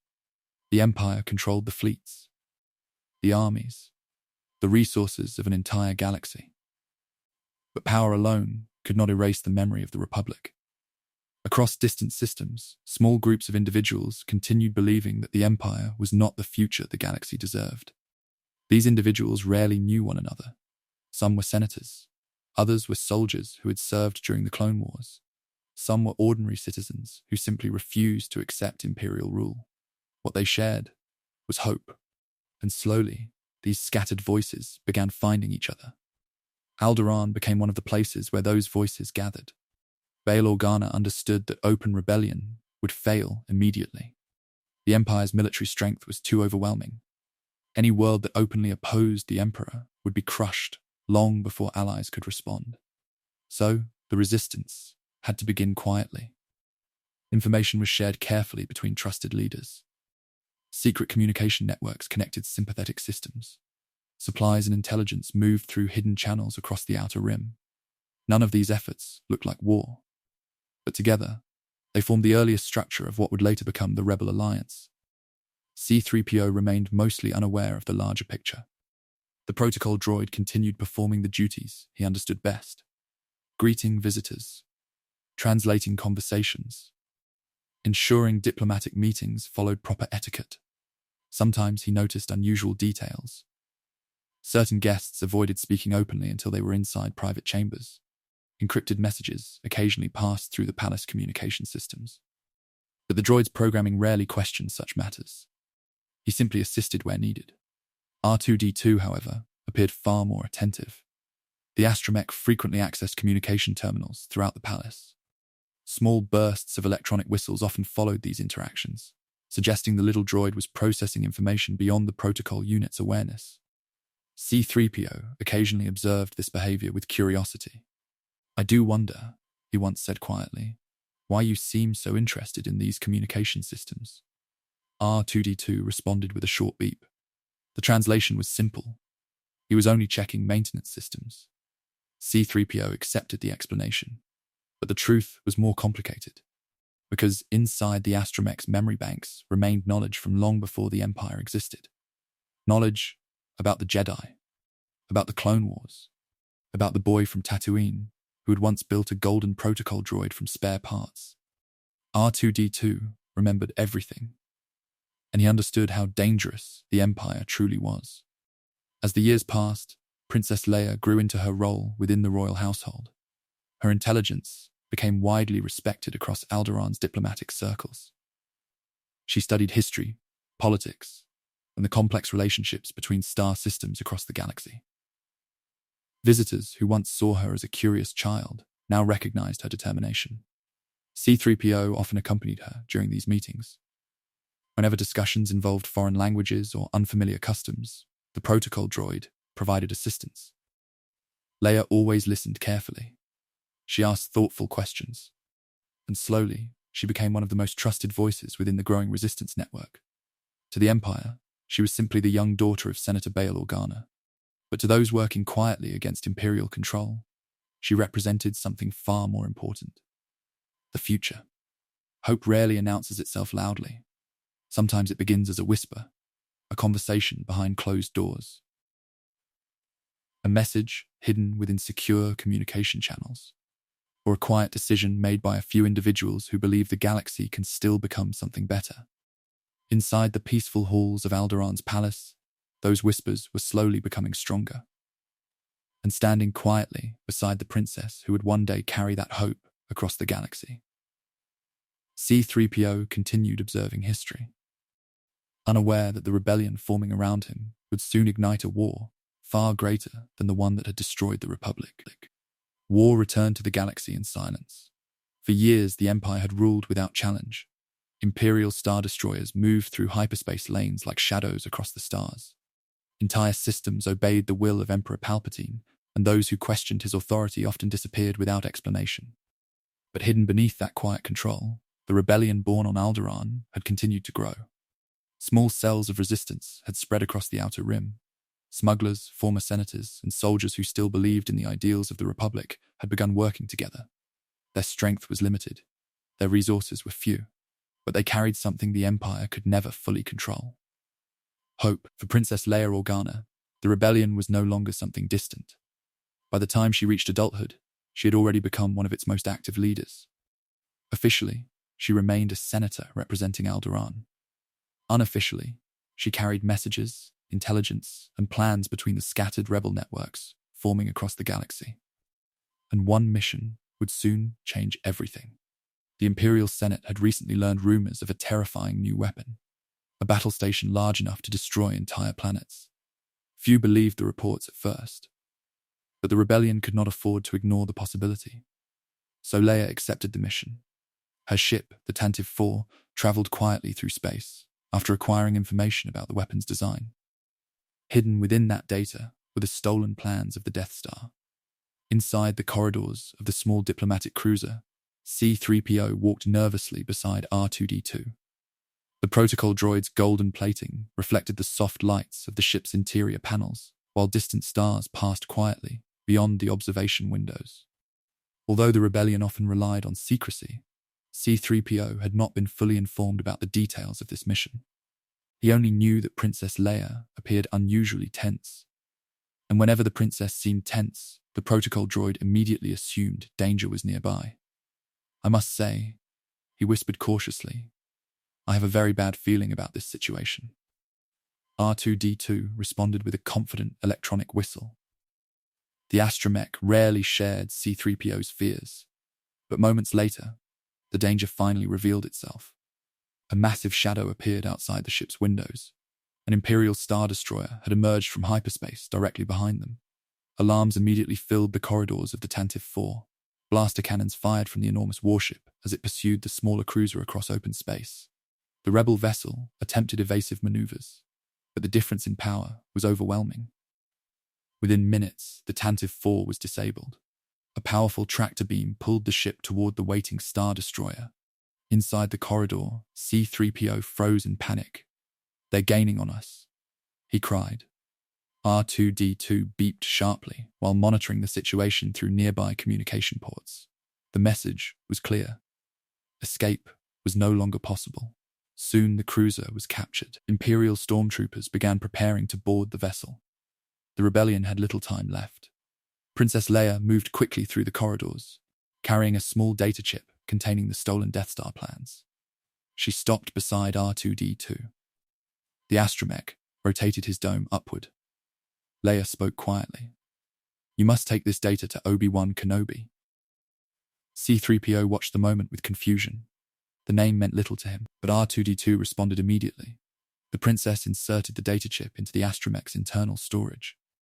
Then, she recorded a message meant for a Jedi who had disappeared many years earlier. "Help me, Obi-Wan Kenobi," she said softly. "You're my only hope." The corridor trembled as explosions echoed through the ship. Stormtroopers had already begun forcing their way inside. Leia turned back to R2-D2 one final time. "Take the escape pod," she ordered. The astromech rolled quickly toward the launch bay. C-3PO hurried after him. "I beg your pardon," the protocol droid protested nervously, "but what exactly are we supposed to do?" R2-D2 answered with a confident series of beeps. The meaning was simple. Deliver the message. Escape. Survive. Moments later, the escape pod launched from the Tantive 4. The small capsule drifted silently away from the captured cruiser. Behind them, Imperial troops stormed the ship's corridors. And somewhere inside that battle, Darth Vader himself had already stepped aboard. The escape pod drifted silently through space. Inside the small capsule, C-3PO stood awkwardly beside the astromech unit, his photoreceptors scanning the dark stars outside the narrow viewing port. The battle between the Tantive 4 and the Imperial Star Destroyer was already fading into the distance. For a moment, the silence felt strange. C-3PO's processors struggled to understand what had just happened. The mission had begun as a quiet diplomatic journey. Now their ship had been captured. Princess Leia had been taken by Imperial forces, and they were floating alone in space inside a small escape pod. "This is madness," the protocol droid murmured nervously. R2-D2 answered with a quick whistle. The astromech appeared far less concerned. Their capsule continued drifting until the blue sphere of a distant planet slowly filled the viewport. Tatooine. the desert world where the Golden Protocol droid had once been assembled from spare parts. But C-3PO did not remember that. The memory wipe ordered years earlier had erased every trace of his past there. To him, the world below looked unfamiliar. "Where do you suppose we're going?" he asked anxiously. R2-D2 beeped again. The answer was simple. They were landing. Moments later, the escape pod entered the planet's atmosphere. The capsule shook violently as heat built across its outer hull. The protocol droid gripped the interior railing tightly as the desert world rushed closer beneath them. Finally, the pod struck the surface with a heavy impact. Sand exploded around the capsule as it slid across the dunes before finally stopping beneath the harsh twin suns of Tatooine. The hatch opened slowly. Hot desert air rushed inside. C-3PO stepped carefully onto the sand. The brightness forced his photoreceptors to adjust. The endless desert stretched across the horizon. Dunes rolled across the landscape beneath the burning suns, while distant rocky cliffs rose like ancient monuments from the sand. "This is a desolate place," the protocol droid said softly. R2-D2 rolled down the ramp beside him. The astromech immediately began scanning the surrounding area. C-3PO watched nervously. "Princess Leia specifically instructed us to deliver that message to someone named Obi-Wan Kenobi," he continued. "But how are we supposed to find this person in a place like this?" R2-D2 produced a confident series of beeps. The translation surprised him. The astromech believed Kenobi lived somewhere on this planet. C-3PO hesitated. "Well, even if that is true," he replied carefully, "the probability of locating him across an entire desert world seems extremely low." But R2-D2 had already started moving. The small droid rolled forward across the sand with determination. C-3PO quickly followed behind. "Wait," he called. "You can't wander off like that." The astromech did not stop. The protocol droid hurried to catch up, his thin legs struggling slightly against the loose sand. "I do believe we are making a terrible mistake," he said anxiously. The desert was quiet around them, but Tatooine was not empty. Soon, distant shapes appeared on the horizon. Two figures riding across the dunes on large reptilian creatures. Tusken raiders. The desert nomads moved silently across the sand, their robes blowing in the hot wind as they approached. C-3PO froze. "Oh dear," he whispered. The Tusken raiders stopped beside the escape pod. They examined the capsule carefully before noticing the two droids standing nearby. The protocol droid panicked. "We're doomed," he said. The raiders moved closer. R2-D2 beeped urgently. Then the astromech suddenly rolled away across the dunes. C-3PO stared in disbelief.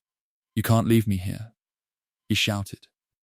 But the astromech continued moving across the desert. The protocol droid had no choice but to follow. The two machines separated in the vast sands of Tatooine, and somewhere across those endless dunes, their journey toward the future of the galaxy had only just begun. The desert of Tatooine offered no mercy. Once the escape pod disappeared behind the dunes, the two droids found themselves surrounded by endless sand and burning sunlight. The twin suns hung high in the sky, filling the desert with heat that shimmered across the horizon. C-3PO struggled to keep up.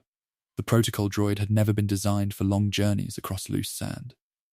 His narrow feet sank into the dunes with every step, forcing him to move slowly while the small astromech rolled forward with far greater efficiency. "Wait for me," he called desperately. R2-D2 continued moving. The astromech had already begun scanning the area for signs of civilization. Somewhere on this world lived the person Princess Leia had mentioned, Obi-Wan Kenobi, but C-3PO could not see how they would find him. The desert stretched endlessly in every direction. Occasionally, distant rock formations appeared above the dunes like silent monuments. But there were no roads, no cities, no visible settlements, just sand. Hours passed. The two droids continued traveling across the empty wasteland, while the harsh wind carried small storms of dust across the landscape. Finally, C-3PO stopped walking. "I'm afraid I simply cannot continue," he said, his voice filled with frustration. R2-D2 paused. The astromech turned his dome slightly, producing a series of impatient whistles. The translation was immediate. He intended to continue alone. C-3PO stared in disbelief. "Continue alone?" The protocol droid repeated. That is completely unacceptable. But the astromech had already begun moving again. R2-D2 rolled toward a distant set of rocky hills where his sensors detected signs of habitation. C-3PO hesitated. Then, he turned in the opposite direction. If you will not cooperate, he announced loudly, then I shall simply find my own way. The desert quickly swallowed the distance between them. Soon the two droids could no longer see one another. C-3PO walked alone beneath the burning suns. Every step felt heavier than the last. His processors continued calculating the probability of survival. Without water, organic life would perish quickly on a world like Tatooine. The protocol droid did not require water, but he knew that remaining alone in the desert still carried serious risks. Sandstorms, Tusken raiders, Jawa scavengers. Eventually, the protocol droid reached the edge of a rocky canyon. The narrow cliffs offered brief shelter from the wind. For a moment, he believed he might have found a safe place to rest. But the desert had other plans. A sudden sound echoed behind him. C-3PO turned slowly. Several small figures emerged from behind the rocks. They were wrapped in dark robes, their glowing yellow eyes visible beneath the fabric hoods. Jawas. The scavengers moved quickly toward the lone protocol droid. C-3PO attempted to speak politely. Good afternoon, he began. The Jawas responded with excited chatter in their own language. Their small hands grabbed his arms and torso as they examined the golden plating covering his body. Oh dear, the protocol droid said nervously. The Jawas were not interested in conversation. They were interested in salvage.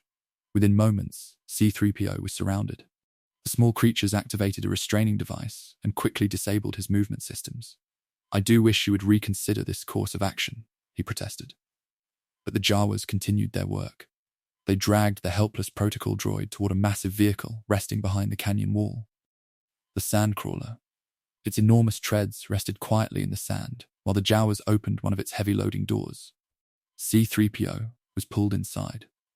The dark interior was filled with the sounds of machinery and the faint glow of dozens of captured droids. The protocol droid looked around in confusion. For the first time since landing on Tatooine, he realized something. The astromech unit had escaped, but he had not. And somewhere far across the desert, R2-D2 was still carrying Princess Leia's message. Inside the sandcrawler, darkness replaced the endless glare of the desert. C-3PO stood motionless among dozens of captured machines. Rows of droids lined the metal walls of the vehicle while dim lights flickered above them. The heavy rumble of the sandcrawler's engines echoed through the chamber as the massive vehicle slowly began moving across the desert. The Jawas worked quickly around him. Some carried tools. Others inspected the machines they had collected from across the wasteland. To the Jawas, droids were not companions or assistants. They were merchandise. Machines to be repaired, traded, and sold to moisture farmers or traders who needed mechanical labor. C-3PO tried to remain calm. This is all a terrible misunderstanding, he said politely to the nearest Jawa. The small creature ignored him. Moments later, the Jawas moved him into a different storage compartment where other droids waited silently. Some units were damaged. Others appeared functional but deactivated. The protocol droids studied them carefully. If I might suggest, he said hopefully, I am a protocol unit designed for etiquette and translation in over 6 million forms of communication. Surely my services would be extremely valuable to a respectable merchant. The Jawas continued working without responding. Hours passed as the sandcrawler traveled across the desert. Eventually, the massive vehicle stopped. The heavy loading ramp lowered slowly, allowing the bright sunlight of Tatooine to flood into the dark interior. Outside, several human figures waited near a moisture farm. The Jawas began presenting their collection of droids to the potential buyers. One by one, the machines were led down the ramp for inspection. C-3PO watched nervously as the process continued. Finally, two humans stepped forward. One of them was older, dressed in the practical clothing of a moisture farmer. The other was younger. The younger man studied the droids with curiosity rather than suspicion. C-3PO immediately noticed something about his expression. It reminded him of someone. Though the protocol droid could not explain why, the Jawas pushed him forward. C-3PO walked down the ramp carefully.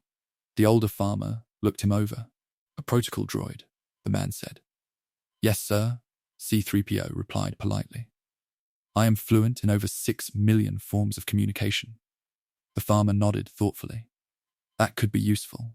The young man stepped closer. His name was Luke Skywalker. Although neither of them knew it yet, Luke's life was already connected to the golden droid standing before him. Because years earlier, on this same desert world, another Skywalker had once assembled that machine piece by piece. But those memories were gone. Luke looked at the protocol droid with interest. We could use one of those, he said. His uncle agreed. The purchase was completed quickly. C-3PO watched as several other droids were selected as well. Among them was a small astromech unit, R2-D2. The reunion happened almost instantly. The little droid rolled forward with a short electronic whistle. C-3PO turned his head.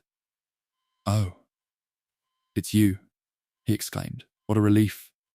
The two droids were loaded onto the landspeeder belonging to Luke Skywalker and his uncle. As the vehicle began moving across the desert toward the moisture farm, the protocol droid spoke quietly to his companion. Well, he said, this appears to be a much safer situation than wandering alone through the desert. R2-D2 answered with a confident beep. But the astromech already understood something important. Their journey was far from over, because hidden inside his memory banks remained Princess Leia's message. A message meant for Obi-Wan Kenobi. And soon, that message would place the two droids directly at the center of a story that would change the fate of the entire galaxy. The battle station had already destroyed one world. Now it waited for another. Deep in space near the small moon of Yavin IV, the largest weapon ever built by the Empire moved slowly into position. Its grey surface looked almost lifeless from a distance, a massive sphere drifting silently through the darkness. But hidden inside its walls was the power to erase entire planets. The Death Star. Within its corridors, thousands of Imperial officers and stormtroopers worked calmly, confident that no force in the galaxy could challenge them. But they were wrong. Far below the moon's thick jungle canopy, the Rebel Alliance had gathered inside an ancient temple complex. Hidden among towering stone ruins and dense forests, the rebellion had established one of its most important bases. The stolen plans carried by R2-D2 had revealed something extraordinary. A weakness. Small, precise, but real. If a starfighter could fire a proton torpedo into a narrow exhaust port on the station's surface, the entire battle station would explode. It sounded impossible, but the rebellion had no other choice. C-3PO stood inside the command center as preparations for the attack unfolded around him. The large chamber was filled with pilots, technicians, and rebel leaders studying holographic maps of the Death Star's structure. Every voice in the room carried urgency. The Empire had already discovered the location of the rebel base. The battle station was approaching quickly. If the attack failed, Yavin IV would be destroyed within hours. The protocol droid watched the activity with growing anxiety. I must say, he said quietly, this situation appears extremely dangerous. Nearby, R2-D2 responded with a confident electronic whistle. The astromech unit had already been assigned to assist Luke Skywalker during the attack. The small droid's processors were capable of calculating flight data and targeting adjustments during the mission. C-3PO did not share the same confidence. Luke Skywalker stood among the rebel pilots, preparing their starfighters. The young farm boy who had purchased the two droids only days earlier now wore the flight suit of a rebel pilot. The change still felt difficult for the protocol droid to fully process. Only a short time ago, Luke had lived quietly on a moisture farm. Now he was preparing to face the Empire's greatest weapon. R2-D2 rolled toward the young pilot. The astromech chirped softly as Luke knelt beside him, checking the droid's interface connections. C-3PO moved closer. Do be careful, the protocol droid said politely. Luke smiled slightly. We'll be fine. The launch alarm sounded moments later. Outside the temple hangars, rebel starfighters lifted into the sky above the jungle world. X-wings and Y-wings formed into attack formations as they raced toward the approaching battle station. Inside the command center, C-3PO waited beside Princess Leia and the other rebel leaders. The tension inside the room was overwhelming. Reports arrived constantly from the pilots during the attack. Many starfighters were destroyed almost immediately. Imperial TIE fighters filled the space around the Death Star, while massive turbolaser cannons fired from the station's surface. One by one, rebel pilots disappeared from the tactical displays. C-3PO remained very still. Even his processors could recognize how desperate the situation had become. Finally, a single starfighter remained near the trench, leading toward the exhaust port. Luke Skywalker. R2-D2 remained attached behind the cockpit. The astromech calculated targeting adjustments as the young pilot approached the final firing position. Imperial fighters closed in behind him. Blaster fire filled the trench. For a moment, the outcome seemed certain. Then, something unexpected happened. Luke turned off his targeting computer. He trusted something else. The guidance of the Force taught to him by Obi-Wan Kenobi. The proton torpedoes fired. Moments later, the Death Star erupted in a massive explosion. From the command center on Yavin 4th, the rebel leaders watched the bright light fill the sky above the moon. The Empire's greatest weapon had fallen, and though C-3PO had spent most of the battle worrying about survival, the quiet protocol droid had just witnessed the moment when hope returned to the galaxy. The destruction of the Death Star changed the war. For the first time since the rise of the Empire, the galaxy had seen something impossible. A small rebellion, built from scattered fighters and hidden allies, had destroyed the most powerful weapon the Empire had ever created. Across many worlds, whispers began spreading quietly. The Empire was not invincible. But victory did not bring peace. Instead, it brought pursuit. The Emperor's commanders were furious after the loss of the battle station. Imperial fleets spread across the galaxy, searching for the hidden rebel bases that had supported the attack. The Alliance could not remain on Yavin 4th. Within days, the jungle base was abandoned. The rebellion became something different. Not a single army, not a fixed location, but a network of moving forces scattered across the stars. C-3PO followed Princess Leia as the rebel leadership organized these changes. The protocol droid remained close to her during strategic meetings, translating communications between different rebel commanders. Most of the conversations involved relocation plans, new supply routes, new hidden bases. Every detail was carefully discussed because the Empire was now hunting them with greater determination than ever before. R2-D2 continued working beside the rebellion's technicians. The astromech helped maintain starfighters and communication systems, while also assisting Luke Skywalker during training exercises. The young pilot had become something important to the rebellion, the one who destroyed the Death Star. Yet despite the recognition, Luke still appeared uncertain about his place in the conflict. C-3PO noticed this during quiet moments when the young pilot spoke with Leia or the other commanders. Luke was learning more about the Force, about the Jedi, about the responsibilities that came with both.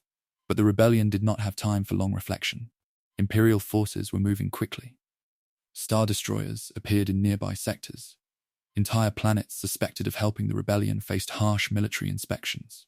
Soon the rebel fleet relocated again, this time to a place far from the busy trade routes of the galaxy, a remote world hidden among the outer systems. The planet Hoth. Unlike Alderaan or Yavin, Hoth was not welcoming. Its surface was covered in endless snowfields and frozen mountains. The temperature rarely rose above deadly levels for organic life. But that was exactly why the rebellion chose it. Few ships traveled there. Few Imperial scouts bothered searching such a hostile world. The rebels built their new base inside massive ice caverns beneath the planet's surface. The work was difficult. Engineers carved tunnels through frozen rock, while shield generators and communication systems were carefully installed inside the icy chambers. C-3PO moved cautiously through the base corridors as construction continued around him. The cold environment made movement difficult for the protocol droid, and the constant rumble of drilling equipment echoed through the frozen halls. Still, the rebellion finally had a new place to hide, a temporary refuge from the Empire's reach. But even here, the war would not remain distant for long. Because somewhere beyond the frozen stars surrounding Hoth, Imperial forces were already searching again. The planet Hoth was silent. From orbit, the world looked almost lifeless. Endless white plains stretched across the surface, while violent snowstorms moved slowly between frozen mountain ranges. Temperatures dropped far below what most forms of life could survive. But beneath the ice, the Rebel Alliance had built a hidden fortress. Echo Base. Inside the massive tunnels carved into the frozen rock, activity continued constantly. Rebel soldiers maintained starfighters inside underground hangars, while technicians monitored long-range scanners, searching for any sign of Imperial movement. C-3PO walked carefully through the icy corridors, his golden plating reflecting the pale lights installed along the walls. The protocol droid disliked the cold. R2, he said anxiously while following the small astromech unit. I do wish we were somewhere warmer. R2-D2 responded with a short electronic chirp. The astromech did not appear bothered by the environment. The two droids continued moving through the base, while the rebellion prepared for the possibility of discovery. Because despite their efforts to hide, the Empire was still searching.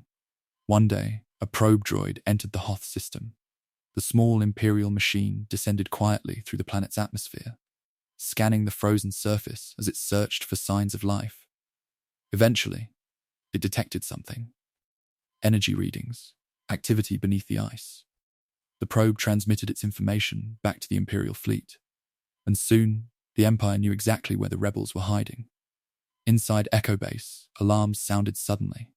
C-3PO froze in place as warning lights flashed across the corridor. Oh dear, he said softly. Rebel commanders quickly gathered inside the main command center. The scanners had detected approaching Imperial ships. Star destroyers, transports, an entire assault force. The Empire had found them. Princess Leia moved quickly through the command center as evacuation plans were activated. Rebel transports prepared to leave the base, while starfighter pilots rushed toward their ships. C-3PO followed her nervously. I do believe this is exactly what we feared, the protocol droid said. Leia did not respond. Her attention remained focused on the unfolding battle preparations. Outside the base, Imperial walkers began descending toward the planet's surface. Massive machines, known as ATs, moved slowly across the snowfields toward the rebel defenses. The battle for Hoth had begun. Inside the base, chaos filled the corridors as soldiers and pilots moved quickly toward evacuation transports. R2-D2 assisted technicians, preparing starfighters, while Luke Skywalker joined the pilots, preparing to defend the base. C-3PO watched the activity with growing worry. The Empire's army was enormous, and the frozen world of Hoth offered very little protection. Soon, the ground battle began. Rebel snowspeeders launched from the hangars and raced across the white plains toward the advancing Imperial walkers. From the base entrance, C-3PO could see flashes of blaster fire lighting the distant snowfields. Explosions echoed across the frozen landscape. Yet despite their efforts, the rebel forces could not stop the Empire's advance. The walkers continued moving forward. One by one, the defense lines collapsed. Eventually, the evacuation of Echo Base began. Transport ships lifted into the storm-filled sky, while the remaining rebel fighters attempted to delay the Imperial assault. The hidden base that once protected the rebellion was already falling, and once again, the war forced them to run. Snow filled the air above Echo Base. Imperial walkers continued advancing across the frozen plains, while rebel soldiers fought desperately to protect the final evacuation transports. Blaster fire flashed across the white landscape, and the thunder of heavy weapons echoed through the icy valleys. Inside the base, the corridors were almost empty now. Most of the rebel forces had already escaped. Princess Leia moved quickly through the command center, while officers confirmed that the final transport ships had successfully launched into orbit. C-3PO followed closely behind her. I must admit, the protocol droid said nervously, this entire situation has become extremely unpleasant. Leia barely glanced back. The evacuation was almost complete, but Imperial forces were already entering the outer sections of the base. There was no time left. Han Solo waited beside the Millennium Falcon in the hangar bay. The freighter's engines rumbled loudly as technicians disconnected the final supply cables. R2-D2 rolled up the boarding ramp while C-3PO hurried after him. Outside the hangar entrance, the sounds of battle continued growing louder. Stormtroopers had already begun entering the base. The small group quickly boarded the Falcon. Moments later, the ship lifted from the icy floor and rushed out through the hangar, opening into the storm-filled sky above Hoth. The Falcon climbed rapidly, escaping the planet's atmosphere, while Imperial forces filled the space above with star destroyers and TIE fighters. The chase began almost immediately. Inside the ship, C-3PO attempted to remain calm, while Han Solo maneuvered the freighter through the chaos. TIE fighters pursued them through the asteroid fields surrounding the Hoth system. The Falcon twisted and rolled between massive chunks of drifting rock, while laser fire flashed across the cockpit windows. The protocol droid clung tightly to a nearby control panel. "I have a very bad feeling about this," he said. R2-D2 responded with a quick electronic whistle. Even in moments of danger, the astromech remained focused on assisting with the ship's systems. Eventually, the Falcon managed to escape the immediate pursuit, but the rebellion had been scattered, their hidden base destroyed, their forces separated across the galaxy once again. C-3PO stood quietly inside the Falcon's main corridor as the ship continued traveling through hyperspace. For a moment, the chaos of battle faded into silence. The protocol droid looked down at his golden hands. Once he had been built to translate languages and assist diplomatic meetings. Yet somehow, his life had become something very different. He had witnessed the fall of the Republic, the rise of the Empire, the destruction of the Death Star, and now the rebellion's desperate struggle to survive. The galaxy continued changing around him, but wherever Princess Leia, Luke Skywalker, and their allies traveled, C-3PO and R2-D2 would remain close beside them, watching history unfold. Even when the path ahead remained uncertain, the war against the Empire had reached its final stage. For years, the Rebel Alliance had survived through patience and sacrifice. Hidden bases had been destroyed. Fleets had scattered across the stars. Yet somehow the rebellion continued growing stronger. Now, intelligence from the Bothan spies had revealed something critical. The Empire had begun constructing a second Death Star. Unlike the first battle station destroyed at Yavin, this one was not fully operational. Its massive structure still surrounded the forest moon of Endor, while construction continued in orbit above the planet. But the Emperor had allowed the rebels to learn about it. That was the trap. The Empire wanted the rebellion to attack. Emperor Palpatine himself had traveled to the Death Star to oversee its completion. The Imperial fleet waited nearby, ready to destroy the Rebel Alliance once it revealed itself. But the rebellion still had a chance. A small team would travel to Endor's surface. Their mission was simple: disable the shield generator protecting the battle station. Without that shield, the rebel fleet could attack the Death Star directly. The mission required stealth. A stolen Imperial shuttle carried the strike team quietly toward the forest moon. Inside the ship's cargo hold, C-3PO stood beside R2-D2 while the others prepared for landing. Luke Skywalker, Princess Leia, Han Solo, and Chewbacca waited near the forward hatch. Each of them understood how important this mission had become. The protocol droid observed them nervously. "I do hope," he said softly, "that we are not entering another extremely dangerous situation." R2-D2 responded with a short electronic whistle. The astromech had already begun scanning the shuttle's navigation systems. Outside the viewport, the green forests of Endor slowly appeared beneath the ship. Unlike the frozen plains of Hoth or the deserts of Tatooine, this world was covered in towering trees and thick vegetation. Endless forests stretched across the moon's surface like an ocean of green. The shuttle passed through the Imperial blockades successfully. Moments later, it landed quietly within the dense forest. The mission had begun. The strike team stepped down the ramp into the quiet wilderness. Bird-like creatures moved between the branches above, while distant animal sounds echoed through the massive trees. C-3PO followed carefully behind the others. The forest felt alive in ways that made the protocol droid uncomfortable. "This place appears unpredictable," he whispered. The team began moving deeper into the woods toward the Imperial shield generator facility. But they had not been alone. Hidden among the branches and shadows of the forest, small eyes were already watching them. The forest moon of Endor was not empty. Although the towering trees and dense undergrowth made the world appear peaceful, countless small creatures lived among the branches and roots of the forest. Many of them had watched the strangers arrive from the sky, and they did not trust them. As Luke Skywalker and the others moved quietly through the woods, the hidden watchers followed from above. Small figures moved silently between the branches, while others crept carefully through the tall grass. C-3PO walked close behind Princess Leia, attempting to avoid the thick roots crossing the forest floor. I must say, the protocol droid whispered, "This environment feels highly unsafe." R2-D2 rolled quietly beside him. The astromech's sensors detected movement nearby. Before he could react, the forest suddenly came alive. A net dropped from the trees. Han Solo and Chewbacca were lifted instantly into the air as the trap tightened around them. At the same moment, several small figures rushed out from the surrounding bushes carrying spears and wooden tools. C-3PO froze. The creatures were small, covered in fur, and dressed in simple tribal clothing. Their round eyes studied the strangers with curiosity and caution.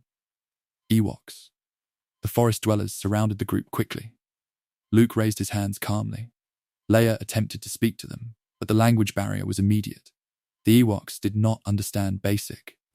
C-3PO stepped forward slowly. "Allow me," he said politely. The protocol droid activated his translation systems and began speaking in the Ewok language. The reaction was immediate. The small creatures gasped and stepped backward. Their eyes widened as they stared at the golden figure standing before them. For the Ewoks, this shining metal being did not look like a machine. It looked like something else, something divine. They began chattering excitedly among themselves while pointing toward the protocol droid. C-3PO looked confused. "R2, he whispered nervously. "I believe these creatures are staring at me." The Ewoks approached slowly. One of them reached out carefully and touched the golden plating on his arm. The metal reflected the sunlight filtering through the trees. The Ewoks whispered again. Soon they began bowing. C-3PO stood perfectly still. "I beg your pardon," he said quietly. But the Ewoks were already convinced. To them, the golden figure who spoke their language had come from the sky with the strangers. And in their ancient traditions, that could only mean one thing. They had just met a god. The Ewoks moved quickly through the forest. Within minutes, Luke Skywalker and his companions were escorted deeper into the trees toward the heart of the Ewok village. The small creatures surrounded the group while speaking excitedly among themselves. C-3PO remained at the center of their attention. Everywhere he walked, the Ewoks followed with wide eyes and quiet whispers. The golden surface of his body reflected the soft light filtering through the branches above, making him appear even more unusual among the wooden homes and rope bridges of the village. High above the forest floor, the Ewoks had built their homes within the massive trunks of ancient trees. Platforms connected the structures together with woven bridges, while small fires burned safely inside the wooden huts. The entire village seemed alive with curiosity. The Ewoks gathered around their unexpected visitors, while several elders studied C-3PO carefully. The protocol droid felt extremely uncomfortable. "I am quite certain this is a misunderstanding," he said softly to R2-D2. The astromech answered with a small whistle. Moments later, the Ewoks began preparing a ceremonial gathering. Torches were lit around the central platform, while drums echoed through the forest night. Dozens of Ewoks assembled to witness the strange golden visitor who had arrived among them. C-3PO was carefully placed upon a raised throne made from woven branches. The Ewoks bowed repeatedly as they approached.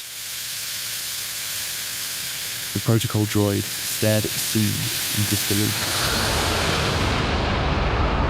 "I do believe," he said nervously, "that they think I am someone very important."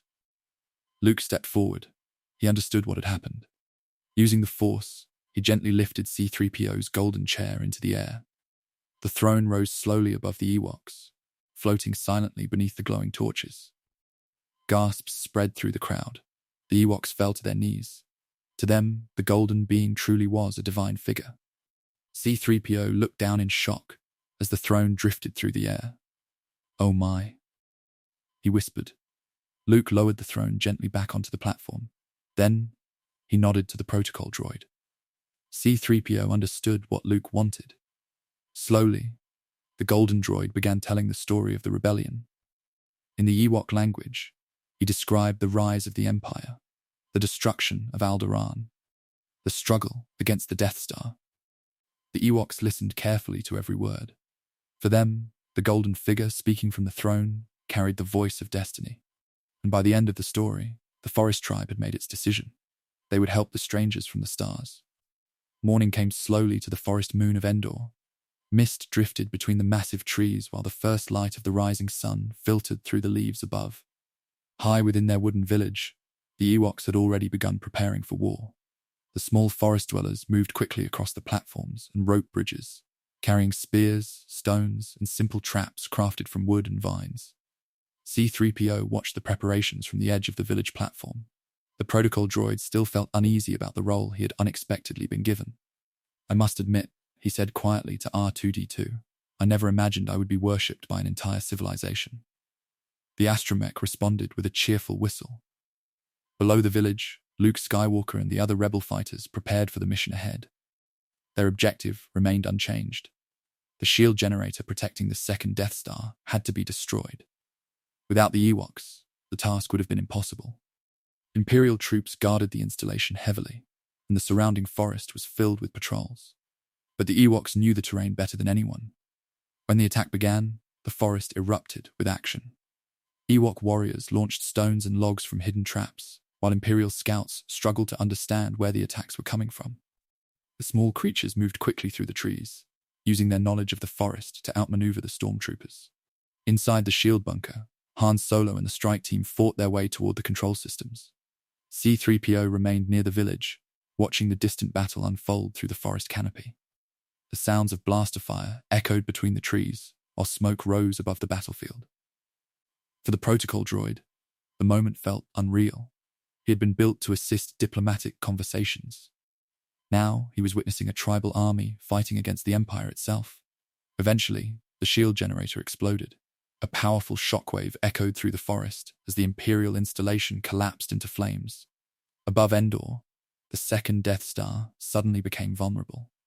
The Rebel fleet attacked immediately. In orbit, the battle between Imperial and Rebel ships filled the sky with explosions and streaks of laser fire. And at the center of it all, the unfinished Death Star finally fell. The war that had consumed the galaxy for decades was coming to its end. When the battle finally ended, the forest moon grew quiet again. Night returned to Endor. Fires burned gently within the Ewok village, while the small creatures celebrated their victory. C-3PO stood quietly beside his friends. The golden droid looked out across the peaceful forest. Once again, he had watched history unfold. And though the galaxy would continue changing in the years ahead, this night marked the moment when the Empire finally fell. The Empire did not disappear in a single moment. The destruction of the second Death Star above Endor had ended the rule of Emperor Palpatine, but the galaxy was too large for change to arrive instantly. Across thousands of systems, Imperial fleets still remained. Governors and officers who had once ruled through fear suddenly found themselves without clear command. For a time, the galaxy felt uncertain. Worlds that had suffered under Imperial control began declaring their freedom. Old alliances returned slowly as former senators and leaders attempted to rebuild the democratic government that had once guided the Republic. The new Republic was born from those efforts. Princess Leia Organa became one of its most respected voices. Having helped lead the rebellion during the war, she now worked alongside other leaders to restore stability to the galaxy. C-3PO remained close beside her. The Golden Protocol droid continued serving exactly as he always had, translating languages, assisting diplomatic discussions, and standing quietly beside the leaders shaping the new government. Many things had changed. The Empire had fallen. The Rebel Alliance had become a government. But in many ways, the Protocol droid remained the same nervous observer he had always been. Decades earlier, he had been assembled from spare parts on a desert world. Since then, he had watched the Republic fall, the Empire rise, and the rebellion fight its way to victory. Now, he was witnessing something new, the slow rebuilding of a galaxy that had spent too many years at war. Peace did not come easily. The new Republic faced enormous challenges in the years following the Empire's collapse. Entire systems had been scarred by decades of war. Trade routes had been disrupted, governments had fallen, and many worlds no longer trusted centralized authority. Rebuilding the galaxy required patience. Leia Organa traveled constantly during these years. As one of the most respected leaders of the former Rebel Alliance, she worked to unite systems that had once fought together against the Empire. C-3PO accompanied her on nearly every mission. The protocol droid once again found himself translating diplomatic discussions between dozens of different species and cultures. Some meetings took place in newly restored Senate chambers, while others happened on distant worlds still recovering from Imperial occupation. Often, the conversations were tense. Many leaders feared that another powerful government might one day become just as dangerous as the Empire had been.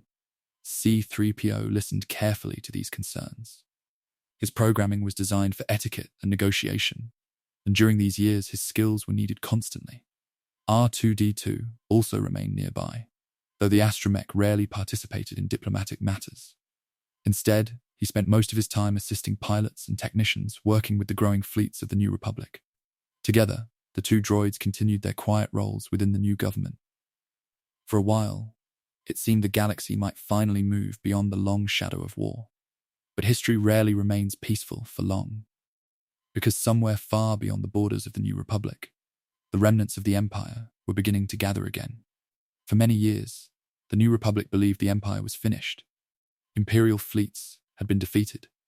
The Emperor was gone. The systems that once feared Imperial rule had begun rebuilding their own governments. But the Empire had not truly vanished.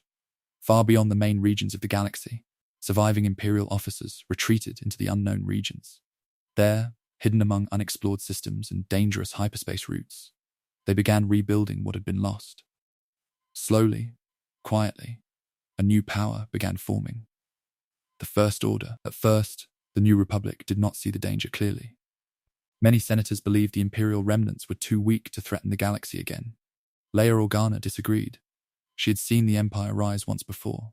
She understood how easily darkness could return if the galaxy chose to ignore it. Eventually, Leia stepped away from the New Republic Senate and began organizing a new resistance movement. A smaller force, independent from the government, prepared to confront the growing threat of the First Order. Once again, C-3PO followed her. The Golden Protocol droid had witnessed the fall of the Republic and the rise of the Empire decades earlier. Now, he was watching the same pattern begin to repeat. New leaders, new armies, but the same quiet fear returning across the stars. History, it seemed, had not finished its work yet. Time passed, but some things never changed. The galaxy moved forward into a new era. Old battlefields became quiet again, and new generations grew up hearing stories about the fall of the Empire. Yet, C-3PO remained exactly as he had always been. The Golden Protocol droid continued serving beside Leia Organa as she led the resistance against the growing threat of the First Order. Though decades had passed since the days of the Rebel Alliance, his role remained familiar. Translation, protocol, observation. He was never built for war, yet war always seemed to follow the people he served. R2-D2 remained close as well, though the astromech had become quieter over the years. Long periods of inactivity often passed while he remained in low-power states, preserving the memories he carried within his systems. Those memories were vast. The Clone Wars, the fall of the Jedi, the rise of Darth Vader, the destruction of the Death Stars. All of it remained stored within the small astromech's processors. C-3PO did not remember those early days, but he still carried something equally important.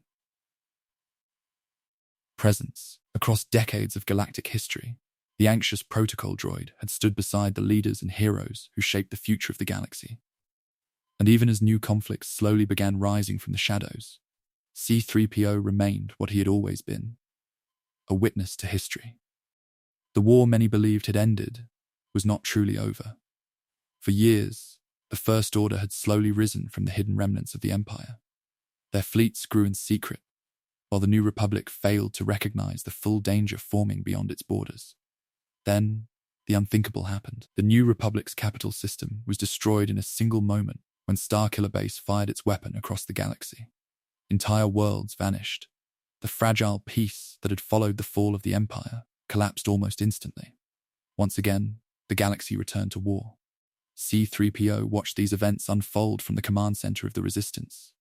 The Golden Protocol droid remained beside General Leia Organa, translating communications and assisting the commanders organizing the desperate defense against the First Order. Many familiar faces from earlier wars were gone now.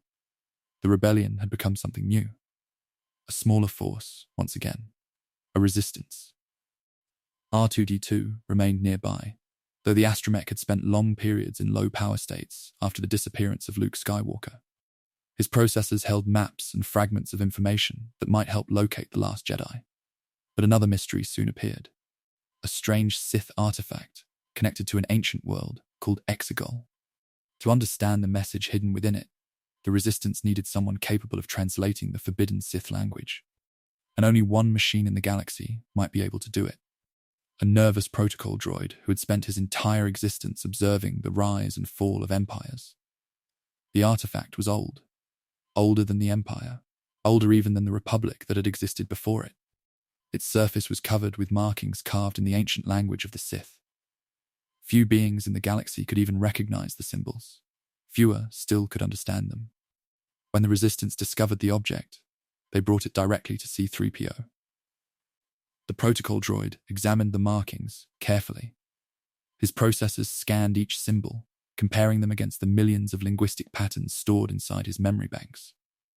The answer appeared almost immediately. "Yes," he said quietly. "I do believe I can translate this language." The room fell silent, because there was a problem. Long ago, the Galactic Senate had passed strict laws forbidding machines from speaking the Sith language. The words themselves were considered too dangerous to spread. As a result, every protocol droid was built with a restriction inside its programming, C-3PO included. He could read the text. He could understand it. But he was not allowed to translate it.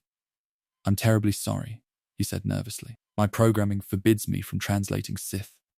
The Resistance members exchanged uneasy looks. Without the translation, the artifact would remain useless. But there was another option. If the restriction inside the protocol droid's memory could be bypassed, the translation would become possible. The process, however, came with a cost. Resetting the systems that controlled the restriction would erase the droid's memory. Every mission, every friend, every moment he had witnessed across decades of galactic history. C-3PO listened quietly as the technicians explained the situation. For the first time in a long while, the protocol droid did not panic. Instead, he looked slowly around the room, at the people who had become his friends. Then, he spoke calmly. "I just thought," he said softly, "I might take one last look at my friends." The room grew quiet after C-3PO spoke. For most of his existence, the protocol droid had reacted to danger with anxiety. He worried about blaster fire, starship crashes, and the endless chaos that followed the heroes he served. But this moment was different. There was no panic in his voice now, only acceptance. The technicians began preparing the memory override device that would allow the Sith translation to proceed. Wires and small instruments were carefully connected to the droid's central processor while the ancient artifact rested nearby. R2-D2 rolled forward slowly. The astromech released a soft series of electronic beeps. C-3PO turned his head toward his companion. "I'm afraid," the protocol droid said gently, "that I shall not remember any of this." R2-D2 answered with another quiet whistle. The small droid had witnessed many things across the years they had traveled together. The Clone Wars, the fall of the Jedi, the destruction of the Death Stars. All of it remained safely stored within his memory banks. But the golden protocol droid beside him was about to lose everything he had seen. C-3PO looked once more at the people gathered in the room, at the Resistance fighters, at the friends who had stood beside him through the final battles against the First Order. Then the override began. The device activated. Lights flickered across the control panels, while the droid's internal systems began resetting. Slowly, carefully, the restriction inside his programming was removed. For a moment, the protocol droid's voice spoke the ancient language of the Sith. Then his memory vanished. When the process finished, C-3PO's photoreceptors flickered again. He looked around the room with confusion. "Hello," he said politely. "I am C-3PO, human-cyborg relations." For a short time, the galaxy's oldest witness remembered nothing. C-3PO stood quietly among strangers, unaware of the decades he had spent beside the heroes who shaped galactic history. The war against the First Order continued around him, and the translated message eventually helped the Resistance locate the hidden Sith world of Exegol. There, the final battle of the war unfolded. The Emperor returned from the shadows. The Sith fleet rose from beneath the surface of the dark world. and the Resistance fought one last desperate battle to end the long cycle of tyranny that had begun generations earlier. And in the end, the Sith fell. The fleet above Exegol was destroyed, the Emperor's power vanished, and the galaxy slowly began moving toward peace. Once again, not long after the battle, something remarkable happened. R2-D2 restored C-3PO's memory. Deep inside the astromech systems, a backup of the protocol droid's life had been preserved. One by one, the lost memories returned. The Clone Wars, the fall of the Republic, the rise of the Empire, the rebellion, the victory. At Endor, every moment the golden droid had once witnessed. When the process finished, C-3PO stood quietly for a moment. The memories of an entire lifetime had returned. The anxious protocol droid, who had once been assembled from spare parts on Tatooine, had watched the galaxy change again and again. Empires had risen. Empires had fallen. And somehow, he had been present for all of it. Now, the war had finally ended, and the droid who had seen everything remained exactly where he had always been, standing quietly beside his friends, watching the galaxy begin its next story.